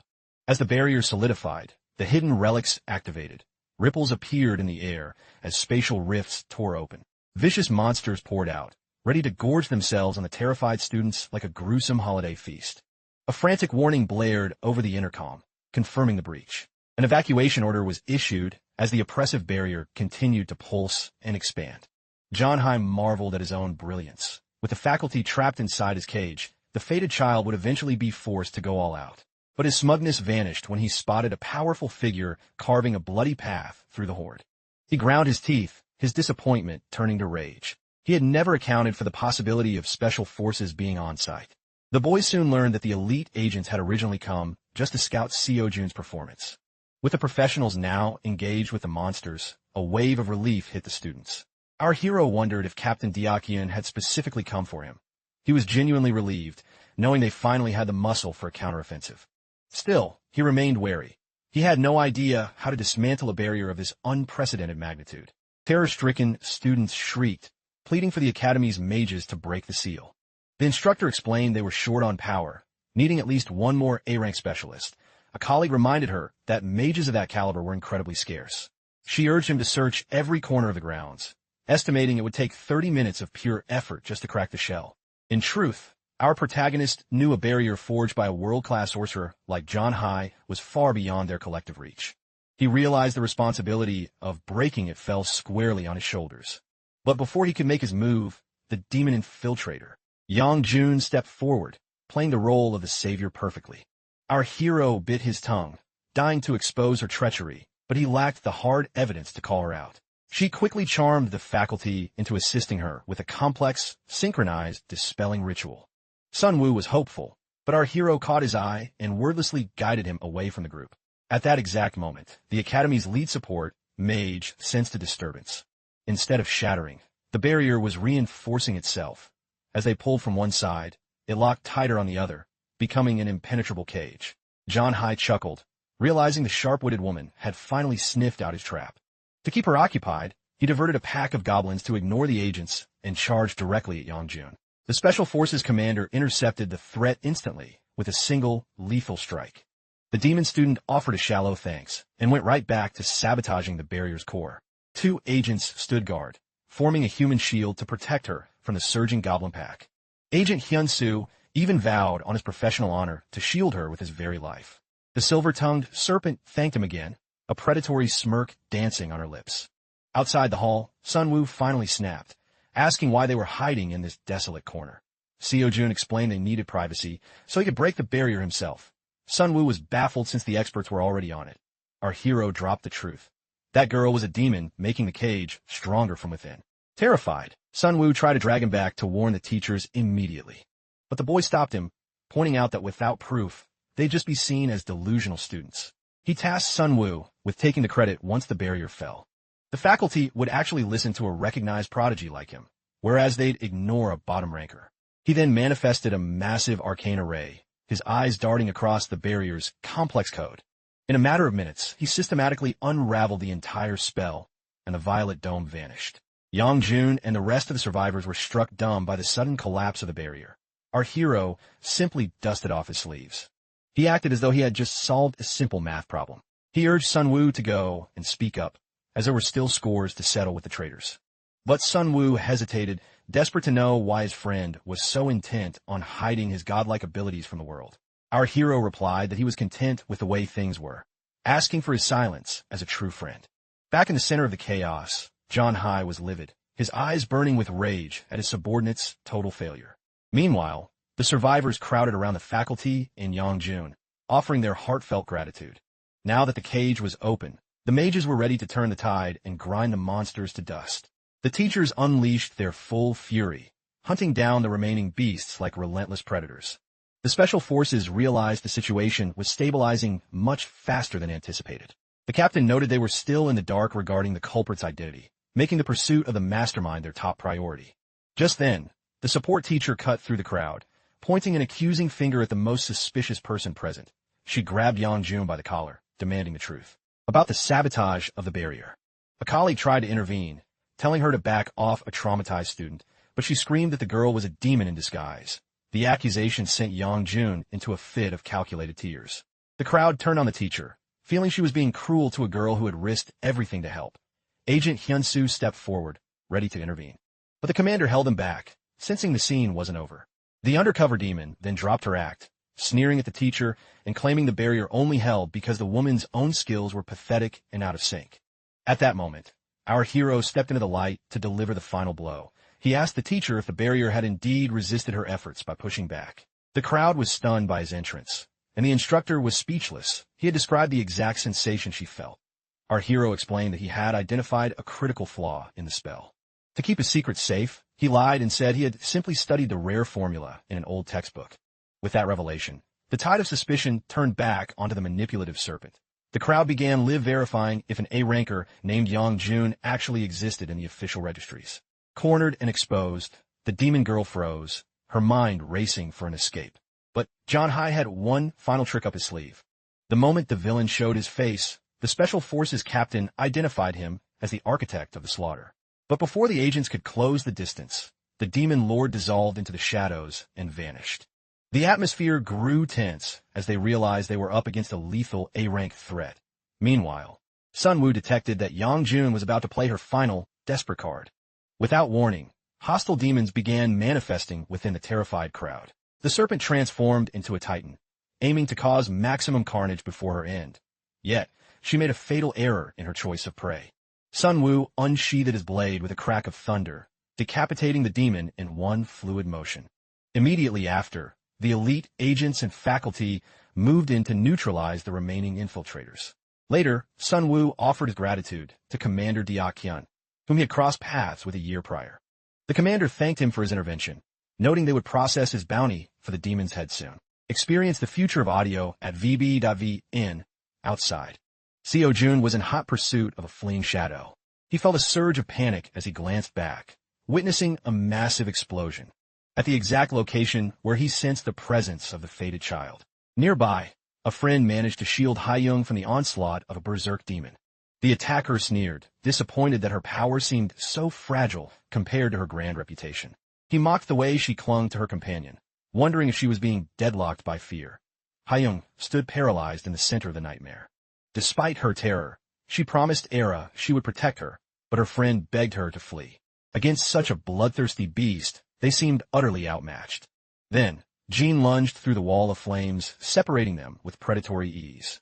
The monster gripped her throat, relishing the thought of consuming her mana-rich blood as she drifted toward unconsciousness. Haiyung managed one desperate, flickering shot at him. She shrieked for him to let her friend go, demanding he face her instead. The lunatic laughed at her feeble attempt to play the hero. He charged a lethal beam of energy to snuff her out permanently. But in a stunning reversal, she struck back with a surge of power born from sheer desperation. He stood in shock as his entire arm was severed by a brilliant flash of light. Worse still, the wound sizzled, completely resisting his regenerative abilities. Haiyung was baffled by this sudden strength. It was far beyond her usual frost magic. In that moment, Jin's grin returned. That demon-purging energy confirmed she was the child of the prophecy. He was ecstatic at the prospect of being her executioner, but a stern voice cut through the air, declaring his time was up. Our hero arrived just in the nick of time, stepping forward to take control of the battlefield. Jean roared in fury at the intruder and unleashed a devastating wave of dark sorcery. The main character stood his ground, effortlessly absorbing the impact with an arcane shield. He retaliated with a relentless volley of magic missiles, shredding the monster. Where he stood, as he faded, the villain was awestruck by the sheer volume of mana dwelling within a mere student. The hero let him know his experience wasn't just for show before readying the final strike. Just as he was about to fire, Jean spent his last breath lunging at Haiyung, intent on taking her to the grave with him. However, the hero's focus remained unshakable. His shot found its mark, finally putting an end to the nightmare. The system chimed with congratulations, boosting his causality and bestowing the savior title upon him. He let out a sigh of relief, seeing Haiyung was safe. Her awakening was premature, meaning the demons would surely escalate their hunt now that her cover was blown. Still, he held faith that Haiyung and Seo Jun would forge themselves into legends. Through the trials ahead, from her hospital bed, Era scanned reports of the Academy's defense, seeing her own name alongside the heroes. She felt like a fraud, loathing the praise for a victory she felt she hadn't earned. Haiyung tried to comfort her, but Era told her to worry about her own recovery.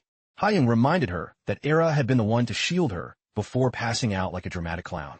The school had granted them a long hiatus to heal, given the exams were officially canceled. Later, Era pressed her for details on the fight, wondering why she didn't just save herself since they weren't exactly best friends.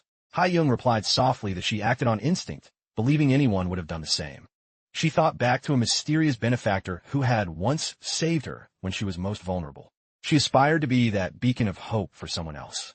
That resolve was the only reason she could stand before Monster. She told Era that in a life-or-death moment, there's no shame in relying on others. Era's expression soured. Help felt like a direct jab at her pride. Vivid memories of her childhood home engulfed in flames flooded back. She remembered her parents pinned under the burning beams, screaming for her to run. The little girl had fought against the hands dragging her away from the fire. Forced to watch her world turn to ash. With a look of pained defiance, Era insisted she needed no one, but Ha-young. Suggested she should at least thank Sun Woo. Without his timely intervention, neither of them would have survived. Era was blindsided and demanded an explanation. Ha-young prompted the man in question to tell the tale. Our hero pulled back the curtain, greeting them with a sheepish wave. He explained he was visiting because he had brought a little something for them. To be precise, he had brought her a fair portion of the bounty from the demon's defeat. Era was stunned, failing to see why he'd share the money when he was the one who did the heavy lifting. He conceded that point, but he insisted that the beast was only vulnerable because of her initial strikes. Even though he delivered the killing blow, Era's pride wouldn't let her touch the cash. She snapped at him to give it all to Ha-young if he was so intent on being a philanthropist. Yet, as she turned to leave, her face flushed crimson as she muttered a quiet thanks for his protection. He stood there awkwardly, thinking his strategy to bridge the gap with her had been a bit too blunt. But the system disagreed, pinging with a boost in her favorability and a fresh batch of points. Ha-young reassured him, explaining that her friend just had a thorny exterior and a mountain of pride. With those new points, he finally reached his goal, 20,000 to secure the spatial bag. In the hall, Era realized Sun Woo was a terrible liar for saying the demon was weakened. She knew perfectly well it was at full strength until he stepped in. He had clearly dominated that fight alone. Since brawn wasn't his usual reputation, she couldn't help but view him as a hidden genius after his exam performance. She realized Ha-young's growth was no fluke. It was his doing. She wondered why a talent like his was so determined to stay in the shadows. In her heart, she suspected he must have lost his family to the demons, just like she had. Back in the room, he asked Ha-young if she was ready to hide her true strength as they planned. She agreed that publicizing her awakening now would only paint a target on her back for the Magent. She was determined to grow strong enough to hunt demons herself. Sun Woo shared her enthusiasm. He was quietly relieved she had awakened a month ahead of the original timeline. This head start gave him more time to polish her skills for the eventual war against the Demon King. Thrilled, he promised to draft an elite training program and told her his door was always open. Ha-young reached out and timidly tugged on his sleeve. She mentioned hearing that he had rushed to her side the moment the barrier fell. With a look of bashful hope, she asked if his urgency meant something more personal. The protagonist didn't miss a beat, taking her hand and answering with total clarity. He told her there were no hidden feelings. He helped because of her talent, and his rush was purely due to the danger. Upon hearing his blunt honesty, a strange sense of relief washed over her. He teased her about hoping for a romantic confession, which only deepened the scarlet on her cheeks.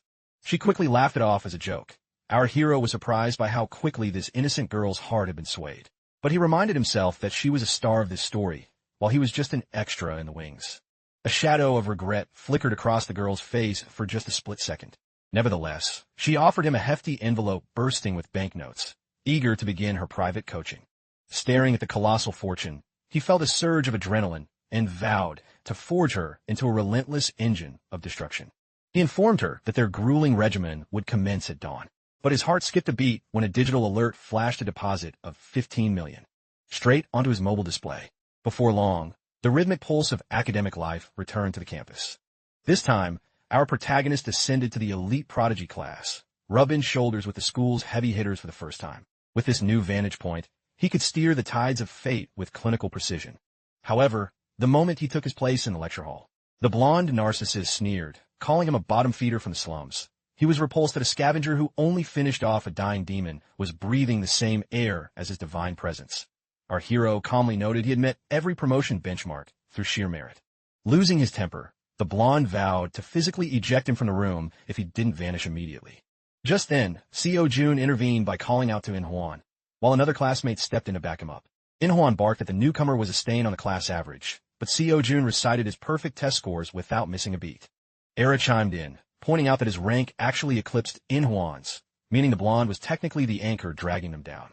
That verbal jab hit the arrogant fool right where it hurt. He roared in frustration, accusing her of having a bizarre obsession with that nobody's. In a fit of blind rage, he swung a cowardly, unprovoked punch. But our lead caught the strike in midair with ease. He tightened his grip until the bones groaned under the immense pressure. His fury was palpable as his palm radiated a searing heat, with flickering embers dancing around his knuckles. Before the brawl could spiral, the attacker was smacked across the skull and sent tumbling down the stairs. He ended up splayed out in a pathetic heap, the classic Yamcha pose, right in front of the snickering class. As it happened, the Special Operations Unit often oversaw the elite class. Agent Hyunsu joked that he'd thoroughly enjoyed the boys' genius display during midterms. Mostly. Hyunsu then wondered aloud if his physical introduction had been a touch too brutal. The agent was secretly stunned when his superiors tasked him with babysitting this specific group. The reason was grave. A high-level demon was lurking somewhere within the school's walls. His true objective was to sniff out the demonic double agent embedded in the student body. Immediately after the chaos settled, the agent formally introduced himself to the aspiring mages. Eager students chirped about joining a real monster hunt. Instructor Hyunsu quickly burst their bubble, explaining that greenhorns are never tossed into the meat grinder. Instead, they would conduct a scouting mission in a high-threat zone under his watchful eye. Given the lethal stakes of the exercise, he commanded them to report even the slightest anomaly without delay. In truth, this was a high-tech training playground designed by the Special Forces. An old dungeon had been cleared and retrofitted with a web of magical surveillance sensors. Since the elite class held the keys to the kingdom, he was certain the traitor was woven into their ranks. Our protagonist had already mapped out every strategic move the Special Forces would make. He was well aware of the mole, a cunning adversary who intended to remain a ghost throughout the drill. His primary focus, however, was steering Seo-jun toward the S-rank artifact hidden in the dungeon's forgotten vault. He also had to manage Seo-yun, as fate had placed her in his squad for this mission. Predictably, the instructor ordered the class to pair up. Our hero tried to maintain the original timeline, but realized his very existence in the selection process might shatter the intended partnerships. Sure enough, the youth ended up being assigned as Seo-yun's partner, displacing the intended lead. The girl looked utterly perplexed as to why he seemed frustrated despite being paired with a top-tier talent like herself. The other boys were green with envy, fuming that they weren't the ones walking alongside their ice queen. Lost in her own head, she figured if a titan like Seo-jun found her lacking, it was understandable. But she was floored that a senior who looked utterly unremarkable was seemingly disappointed to have her as a teammate. Regardless of the awkward vibes, the mission commenced. Seo-yun trailed her senior in silence, keeping a professional distance. She felt a flicker of relief that he wasn't trying to charm her with fake pleasantries. She remained wary of how he, a former social pariah, had suddenly catapulted into the elite class. His sudden rise triggered all of her defensive instincts. The system pinged, noting her growing fascination with him and tossing him a few extra points as a reward. He didn't need a screen to tell him that. He could feel her gaze burning a hole in the back of his head. Finally, he broke the silence. He suggested they investigate a disturbance he'd spotted on the horizon. The clever girl offered a polite smile. She appeared perfectly willing to follow his lead. But internally, she was poised to dismantle any sinister scheme he might be cooking up. The intensity of her hidden hostility actually took him aback for a moment. Her suspicious sidelong glances made it clear she was overthinking every step, he recalled. She had been desperate to partner with Seo-jun to boost her own prestige. Realizing this, he planned to use that desire to steer her back toward Seo-jun's orbit. She opened the dialogue by remarking how fascinating it was for a nobody to claw his way into the top tier in a single semester. Then her tone turned icy. She warned him that staying in the elite class could be a death sentence, particularly if he continued to provoke the wrong figures. You see, Choi So-eun possessed the protagonist's starter kit: beauty, brilliance, and raw power. But the skeleton in her closet was the crushing weight of her family's impossible expectations. That agonizing pressure had forged her into a master of social chess, wearing a mask of kindness, while only permitting power players into her inner circle. She was a survivalist in the world of the elite. Nevertheless, Sunwoo casually asked what she meant by enemies. She bluntly told him he was being dense, to ignore the fact that many people besides In-hwan were disgusted by his sudden promotion. But he replied with unshakable poise that their opinions were irrelevant to him. The only way to reach his ultimate objective was to hold his ground in this class. At his words, So-yun was struck by a memory of her father, commanding her to stay silent and walk the predetermined path that he had already paved in stone for her. She felt a hollow ache as she compared her forced life to his talk of ambition and purpose. Suddenly, It clicked why the faculty held him in such high regard. Her curiosity about his endgame deepened into a genuine obsession. Just then, he detected a lethal intent surging toward them from the shadows. In a flash, he seized her hand and yanked her toward him, using his own body to shield her from a sudden burst of magical fire. The culprit was the impulsive blonde hothead, Park In-hwan. He snarled that this was the boy's last chance to quit the class if he valued his life. Our hero threw back a smirk, asking what the idiot planned to do if he stood his ground. Losing all reason, In-hwan began raining down a barrage of magical fireballs, assaulting the pair with the fury of a man possessed. Meanwhile, Yi-jin of the surveillance unit scanned the student body through her magical lenses, monitoring every angle of the training grounds. The support mage doubted a demon could really hide among these teenagers. She reported to Hyun-soo that everything seemed calm, stating the students were just engaging the mock monsters as expected. Hyun-soo, however, was certain a demon would try to signal its masters once it cleared the perimeter. He told her to watch the boundaries for anyone attempting a secret exit. Suddenly, she spotted a violent disturbance on a peripheral screen. 3 students were locked in what looked like a struggle to the death. On the ground, our hero noted that In-hwan's fire rate was surprisingly high for a low IQ bully, keeping to his strategy. He told Se-yoon to retreat to safety, but she stayed put, further bruising the blonde's ego with biting insults. She mocked him, saying his obsession with Seo-jun was sad, but his jealousy of Sun-woo was truly pathetic. The blonde snapped, seeing the girl he adored siding with the loser he despised. Unleashed a series of violent fire tornadoes that incinerated the nearby monitoring charms. Hyun-soo didn't hesitate and prepared to intervene. He had given his word that no student would fall under his watch. Yi-jin screamed that jumping in now would blow their cover and ruin the hunt, but he told her to just keep him posted on any new developments. Privately, he prayed the situation wouldn't spiral out of control. He was particularly unsettled because In-hwan harbored a toxic grudge against Sun-woo, and a scion of one of the 5 legendary magic clans was now caught in the crossfire. Returning to the fray, In-hwan tapped into his full reservoir of power, lunging at the pair with reckless abandon. Seo-yoon scrambled to manifest a barrier to block the onslaught. Just as her defenses reached their breaking point, she heard our hero's voice cut through the chaos. He commanded her to retreat, and insisted on neutralizing the threat himself. In his previous life, he had been a mere spectator to In-hwan's descent into villainy. He had never interfered back then, playing the part of a background extra, but now he recognized this bully was nothing more than high-grade refuse with 0 value to the future. Consequently, he unleashed a devastating high-tier spell, meeting the attack with 0 compassion. Seo-yoon was paralyzed by the sheer, crushing weight of his mana. Sun-woo was clearly in no mood for mercy. It was one thing to target him, but the fool signed his own warrant the second he endangered the girl during his tantrum. He slammed the blonde into the dirt with bone-shattering force and leveled his weapon at him. He gave him a final, icy chance to provide a single reason why he should be allowed to keep his life and walk away. The bully immediately groveled in the mud, sobbing that he was a mindless idiot who would never challenge the true master again. As the coward knelt and pleaded for his soul, the hero nearly pulled the trigger and ended him right there. However, his partner interjected, suggesting he shouldn't squander his mana on such a pathetic maggot. Shifting gears, he seized In-hwan by the hair. He warned the clown to vanish and never show his face again, vowing that their next encounter would be his absolute last. The moron actually had the nerve to ask if they could keep the beating a secret, which pushed his irritation to the limit. He told him to get out of his sight, and In-hwan fled like a startled rabbit.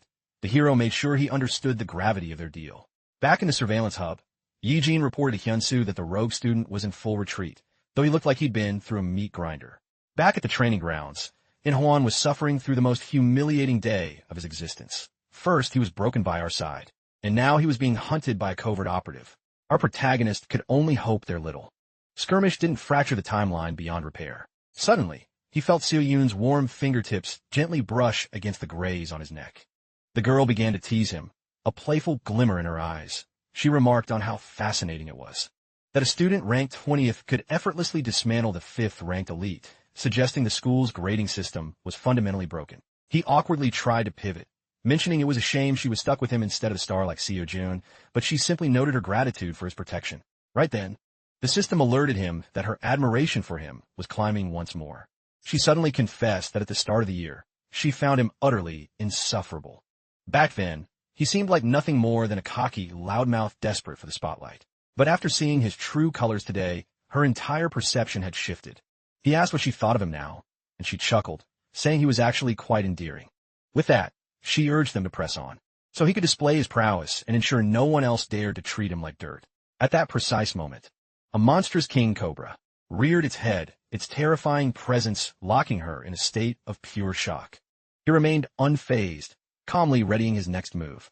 Before he could strike, a searing bolt of light magic pierced the monster's scales. He smirked, realizing his plan was back on track. The story's true. Central protagonist had finally entered the fray. The newcomer explained he was sweeping the area to ensure everyone's safety, and hadn't encountered a real challenge until now. He let out a dry laugh, muttering that he expected the hazard zone to offer more of a fight. So-yoon immediately went on the offensive, using her charm to try and scout him for her family's prestigious guild. Our hero felt a wave of relief, seeing the main cast finally aligning as intended. Now his only remaining task was to lead them to the dungeon's hidden objective. It turned out his careful navigation through the woods was a calculated move to orchestrate this random meeting with the hero. Feigning astonishment, he pointed toward a shimmering sapphire glow in the distance, and urged them to look. Having hooked their interest in the mysterious cavern, he suggested they venture inside as a team. Deep within the cleared ruins, they stumbled upon the secret stage. The difficulty was far beyond the standard curriculum, but the potential for legendary loot made the risk intoxicating. In the original history, the hero and his partner conquered this trial through flawless coordination. That feat, paired with his discovery of an S-rank relic, had made him a national sensation. But even more vital was the profound personal growth the young heiress experienced during the ordeal.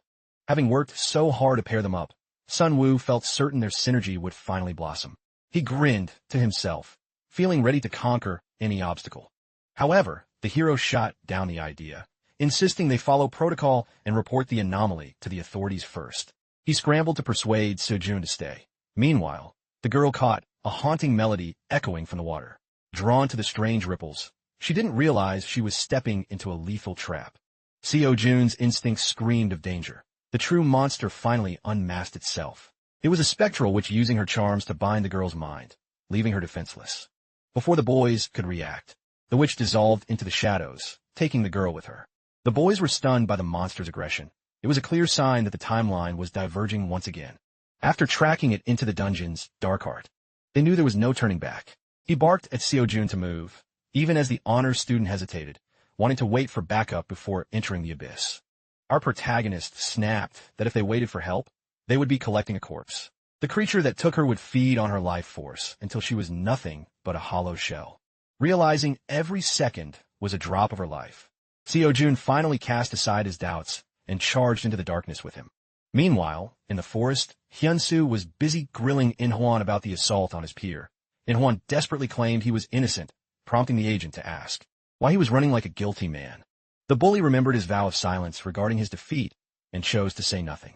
Hyun-soo, losing patience with the stonewalling, placed In-hwan under temporary arrest. He then radioed Yi-jin to report that his primary target was in custody. But she broke in with a panicked update. 3 students had just vanished into a restricted, unmapped sector of the dungeon. He initially told her to stay cool, thinking it was just a dead cave. But his blood ran cold when she confirmed that a secret stage signature had just been detected within those coordinates. As they pushed further into the tomb, Seo-jun felt a supernatural chill seep into his very marrow. He realized the cold would soon drain his ability to fight. Fortunately, his reliable companion produced a heavy, enchanted fur parka. He had prepared for this exact climate, carrying several layers. In his spatial vault, it offered high-grade thermal protection. When Seo-jun asked how a student could afford a multi-million point bag, he simply joked that his investments had been performing exceptionally well lately. Soon, they spotted the girl up ahead, her cries for help echoing through the chamber. Seo-jun lunged forward to rescue her without a second thought, but he gasped in horror as the hero suddenly launched a lethal strike toward her. The girl deflected the blow with chilling ease and laughed, praising his sharp intuition. It was clear the witch was now piloting Seo-yun's body like a macabre doll. Sun-woo quickly briefed Seo-jun on the possession, explaining that they had to destroy the witch's true form to free their friend. The spectral entity reveled in her stolen ice magic, vowing to consume them both once she was finished with the girl. Luckily, Seo-jun's radiant light magic was the ultimate bane for an unholy spirit like the witch. But because she was anchored inside Seo-yun, they had to strike with absolute precision to avoid killing their teammate. The hero used his masterful blade work to drive the possessed girl back. Yet, the specter saw right through him, realizing he was holding back his true potential. Clearly, he was terrified of accidentally causing her harm. The boy stayed submerged in deep thought, silently dissecting the witch's lethal combat patterns. She sees that momentary lapse in his focus to launch a fierce strike, abruptly forcing him to retreat behind a massive barricade of solid ice. This proved to be a critical error, as he was now utterly trapped with no escape. The Phantom bombarded him with a hail of crystalline shards from the ceiling. She attacked as if her mystical reserves were bottomless, yet he still danced through the chaos. When Seo-jun asked if a strategy had been formed, he replied coolly that their priority was uncovering the witch's physical anchor. He had to pinpoint it, even with the entire arena buried under suffocating blankets of frost and snow. Seo-jun was at a total loss for their next move. The boy recalled obliterating this entire zone in his past life, but now he placed his complete faith in the protagonist to settle the score. Meanwhile, on the surface, In-hwan finally broke and admitted the whole mess was just a petty student rivalry born from his wounded pride. Hyun-soo immediately realized he had jumped to conclusions. He then pressed the bully on whether the students trapped in the abyss truly had no connection to him.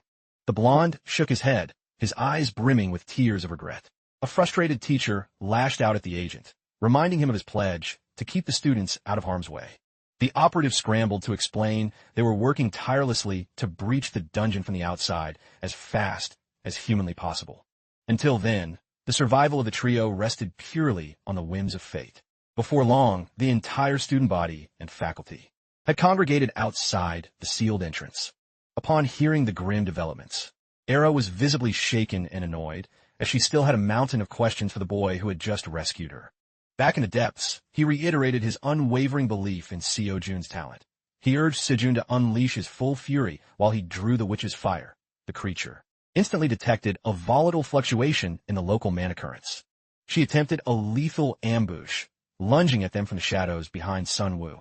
He barked at Seo-jun to stop holding back and finally reveal his god-tier abilities, leaving absolutely nothing in reserve.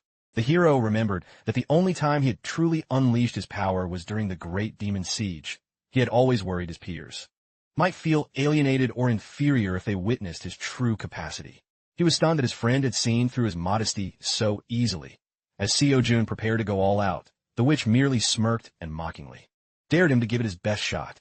Suddenly, his blade was swallowed by a fierce, crimson radiance. Her arrogance vanished upon seeing the catastrophic amount of energy swirling around his steel. Sun Woo screamed for him to level the entire cavern, if that's what it took. Terrified, the witch panicked and abandoned the girl's body in a desperate attempt to protect her soul. Our ally didn't miss a beat, sniping her out of the air the moment she emerged. The specter shrieked in a fit of absolute rage. That fleeting vulnerability was the only window Seo-jun required. He cleaved the undead harpy in two with a single, overwhelming burst of holy light magic. Back at the surface, the magic specialist had managed to chip away only 2 of the entrance barrier. She confessed with a heavy heart that their analysis had hit a wall, regardless of how many mages joined the effort. Hyun-soo quietly braced himself for the inevitable fallout and reprimand from his commanders. He informed the captain that through his negligence, Seo-jun had wandered into a lethal B-rank secret floor. To his surprise, the commander remained unfazed. He told him to relax, confident the kid would walk out on his own terms. While Hyun-soo puzzled over the captain's calm, the gateway suddenly erupted with a magnificent golden glow. The students braced themselves, fearing a monstrous boss was breaking through. But Era recognized that signature radiance of light magic better than anyone. Deep inside, Seo-jun watched his weapon shatter into dust, unable to contain his massive mana. Right then, he spotted a peculiar sword embedded in the ground nearby. Our protagonist told him to claim it, since he was the one who had done the heavy lifting. The hero stepped forward and drew the legendary blade from its resting place. He was floored by Sun Woo's selflessness in handing over what was clearly an S-rank treasure. Our lead character also claimed a system bounty for clearing the boss alongside the story star. However, his focus quickly shifted to Seo-jun, whose state was becoming critical. The witch had ruthlessly siphoned every drop of mana from her during their brutal encounter. The hero returned after scavenging the various treasures scattered across the chamber. Seo-jun asked how they could possibly save her. As luck would have it, our side possessed the heart of the Ice Spirit, a legendary relic capable of restoring her mana and permanently skyrocketing her cryomancy skills. Its restorative power was nearly instantaneous. Moments later, the girl's eyes fluttered open as her strength returned. She blushed, feeling self-conscious with both boys staring at her so intently. The two shared a relieved smile, happy to see her back on her feet. She asked for their location, and he explained they were in a dungeon, detailing how she had been snatched away by the area boss. The ultimate wingman added that Seo-jun had charged in recklessly to rescue her without a second thought. The girl was awestruck that a peer could dismantle a secret dungeon entirely on his own. Soon the portal to the surface opened, and Seo-yun found its light quite breathtaking.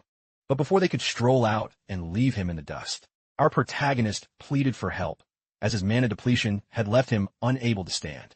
This was all a calculated move, to collapse once Seo-yun was safe. That way, the two leads would soak up all the glory while he retreated back to his role, in the shadows where he belonged. Later, the legendary blue moonblade that Seo-yun had claimed was verified to possess two distinct S-rank attributes. Tidings of Seo-jun's incredible feat spread through the academy like a wildfire. The gaze of every powerful organization and elite figure suddenly locked onto the meteoric rise of the young hero. Meanwhile, a rigorous probe finally brought In-hwan's long list of crimes to light. The bully was finally handed the severe punishment he deserved for years of deception. The countless underhanded schemes he had orchestrated were finally over. Sunwoo took great satisfaction in seeing the villain get his comeuppance. And despite his meddling, the timeline seemed to be holding steady on its proper course. Crucially, the link between Seo-yun and the hero appeared more unbreakable than ever. Just then, the girl herself approached and playfully asked what was occupying his mind. She noted with a smile that she was deeply indebted to him after hearing the full story from Seo-jun. He blinked, feigning ignorance about what she could possibly mean. With a slight blush, she mentioned she knew he was the one who suggested the raid and fought like a demon to save her.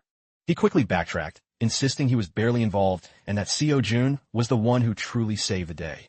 Becoming animated, he tried his hardest to convince her that victory would have been impossible without the hero's light. The girl just offered a knowing smile, clearly seeing through his humble performance. She vividly remembered the look of pure concern in his eyes when she was in danger. However, she didn't push it and simply bid him farewell. The system granted him more points as her affinity reached level 2. He realized he'd accidentally forged a deep bond with another main character and vowed to be more discreet. The scene moved to the campus gym. Our lead walked in with a triumphant grin, his pockets heavy with bonus points.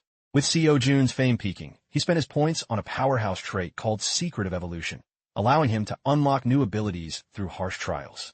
Essentially, he could now adapt to any hostile environment as long as he could survive the initial shock. At that moment, the hero spotted him and asked what he was doing loitering around the weight room.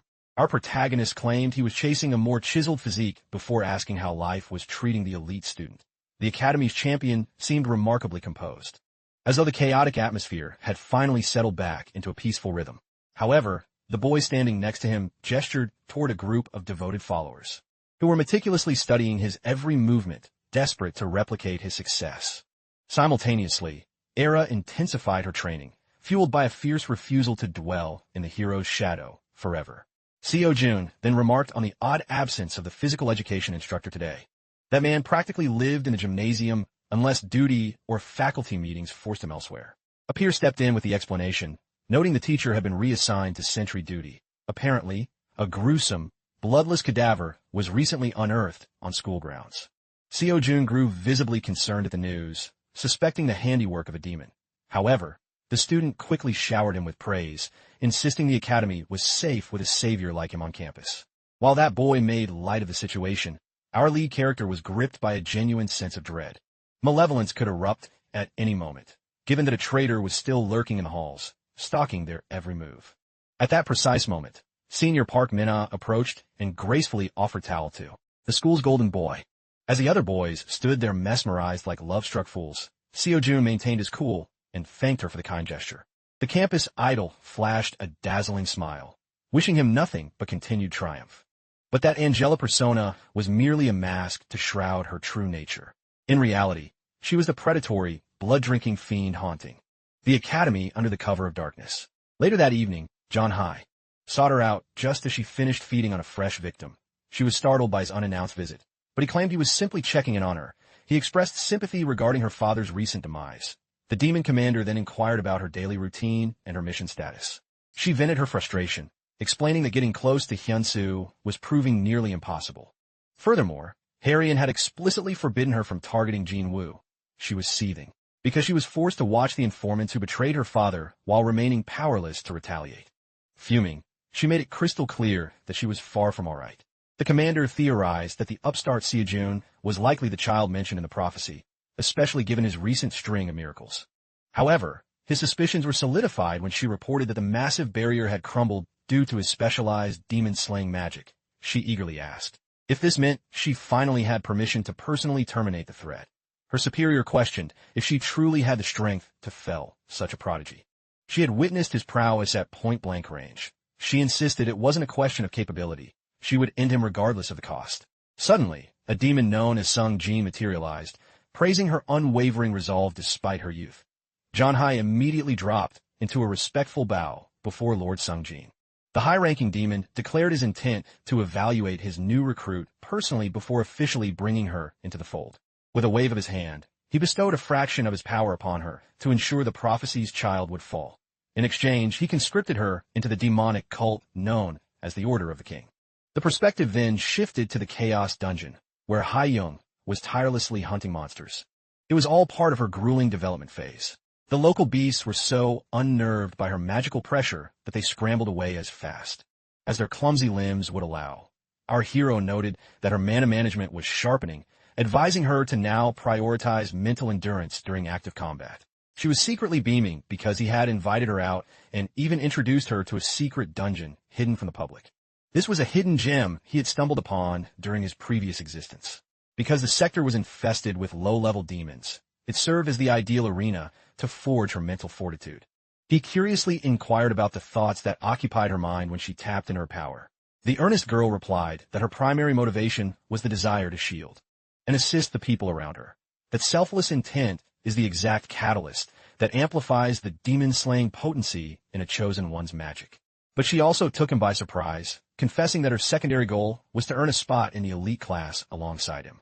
He reassured her that such an achievement was within reach if she maintained her dedication in this dungeon. Ha-young's face lit up, realizing that success meant more exclusive time together.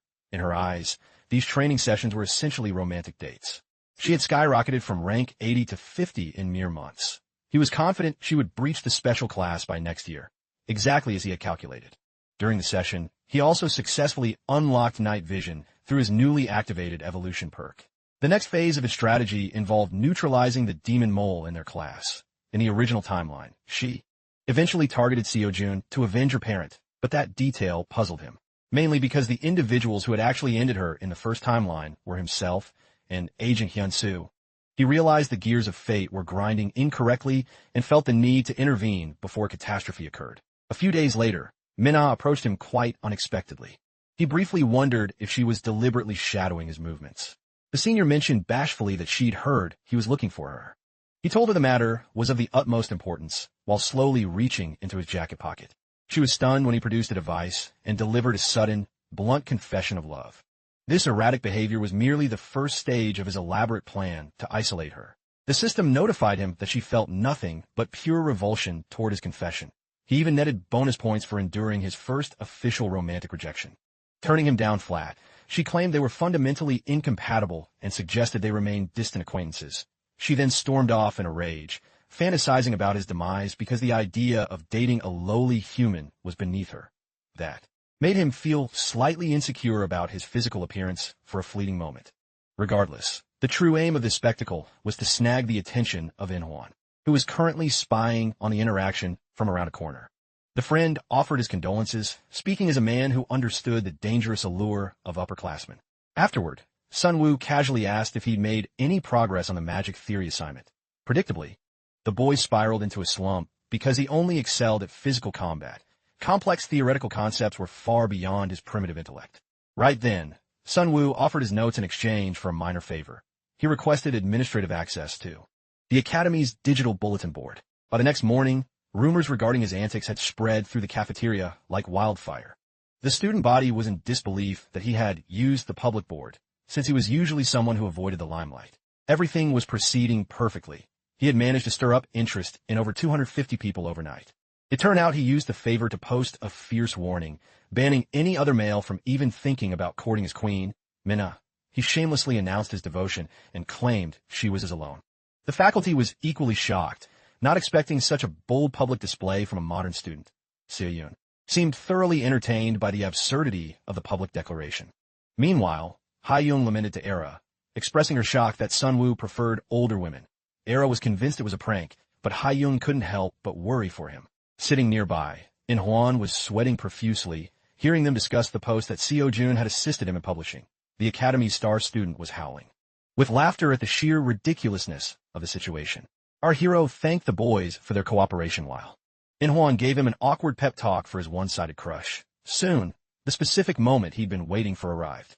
Min-ah and her entourage entered the cafeteria, and, to no one's surprise, she looked absolutely livid. Now that he had thrust her into the center of public attention, it would be much harder for her to covertly stalk or ambush Seo-joon. He was already a social pariah, anyway. He had nothing to lose by acting out. He even pushed his luck by shooting her a cheeky wink right across the room. Min-ah's companion remarked that this was the burden she had to bear, for being both stunningly beautiful and overly polite to social outcasts. Her temper flared because the mission to eliminate Seo-joon was now jeopardized by this unwanted scrutiny. To add insult to injury, Sun-woo gave her a cheerful wave as if mocking her predicament. Since too many eyes were fixed on the supposed couple, she decided to retreat without saying a word. Having successfully distracted her, our hero began preparing for the next major milestone, where Seo-joon would take center stage. Late that night, security personnel requested that all remaining visitors depart. Because the American Museum was officially closing for the day, guards began their rounds. While the artifact known as the Soul Container was meticulously secured, as it happens, that potent relic, which once held thousands of spirits, had been seized by a terrorist cell. Called John 13 years ago, it was widely regarded as a tragedy of the century. The president of the Magic Association eventually crushed the cell and personally executed their leader. In recognition of that deed, he was entrusted with the Soul Container. Since that time, it has been housed safely within the American Artifact Museum. Just as the curator confirmed the artifact's safety, a woman silently approached from the shadows behind him.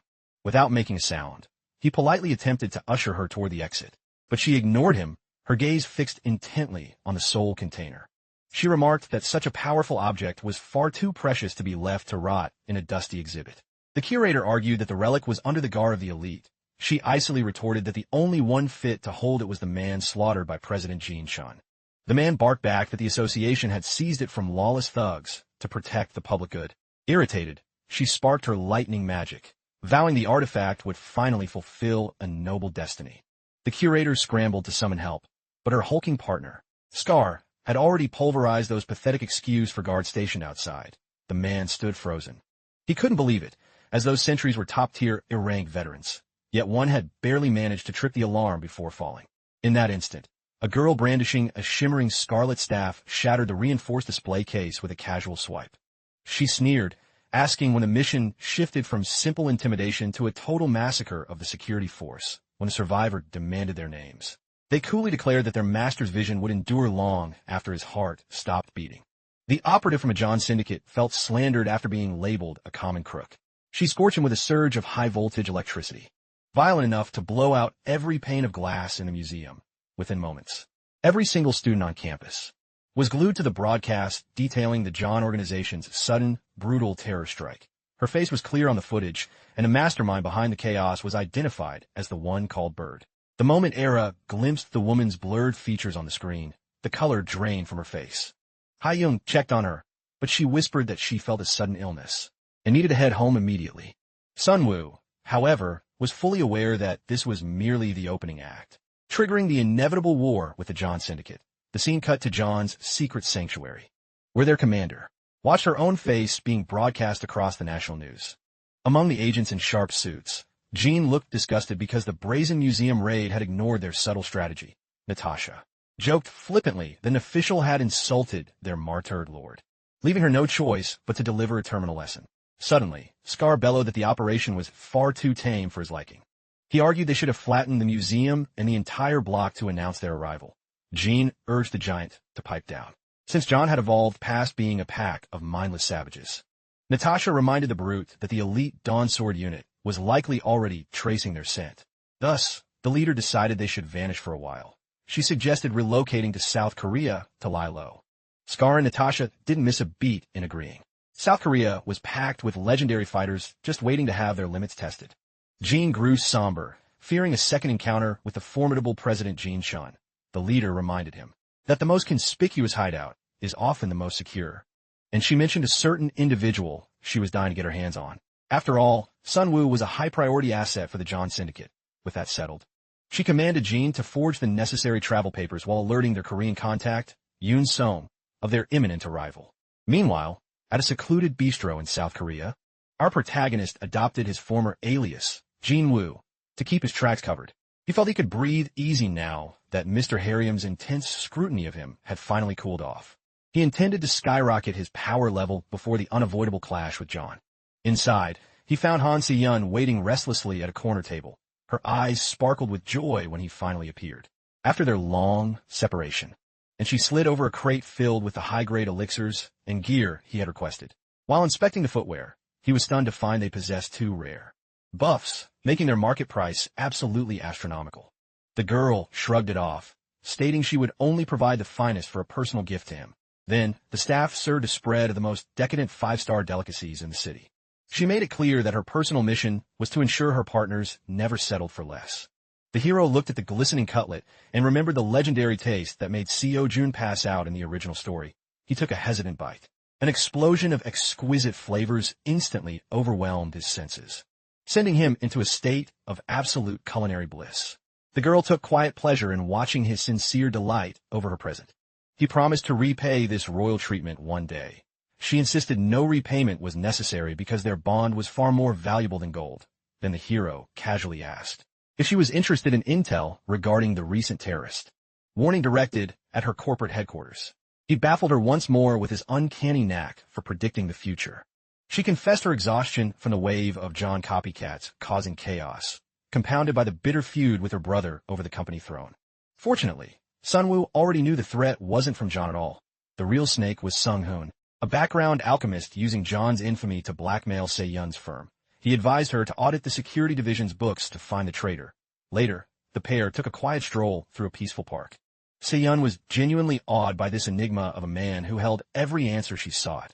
She once again begged him to join her corporate ranks.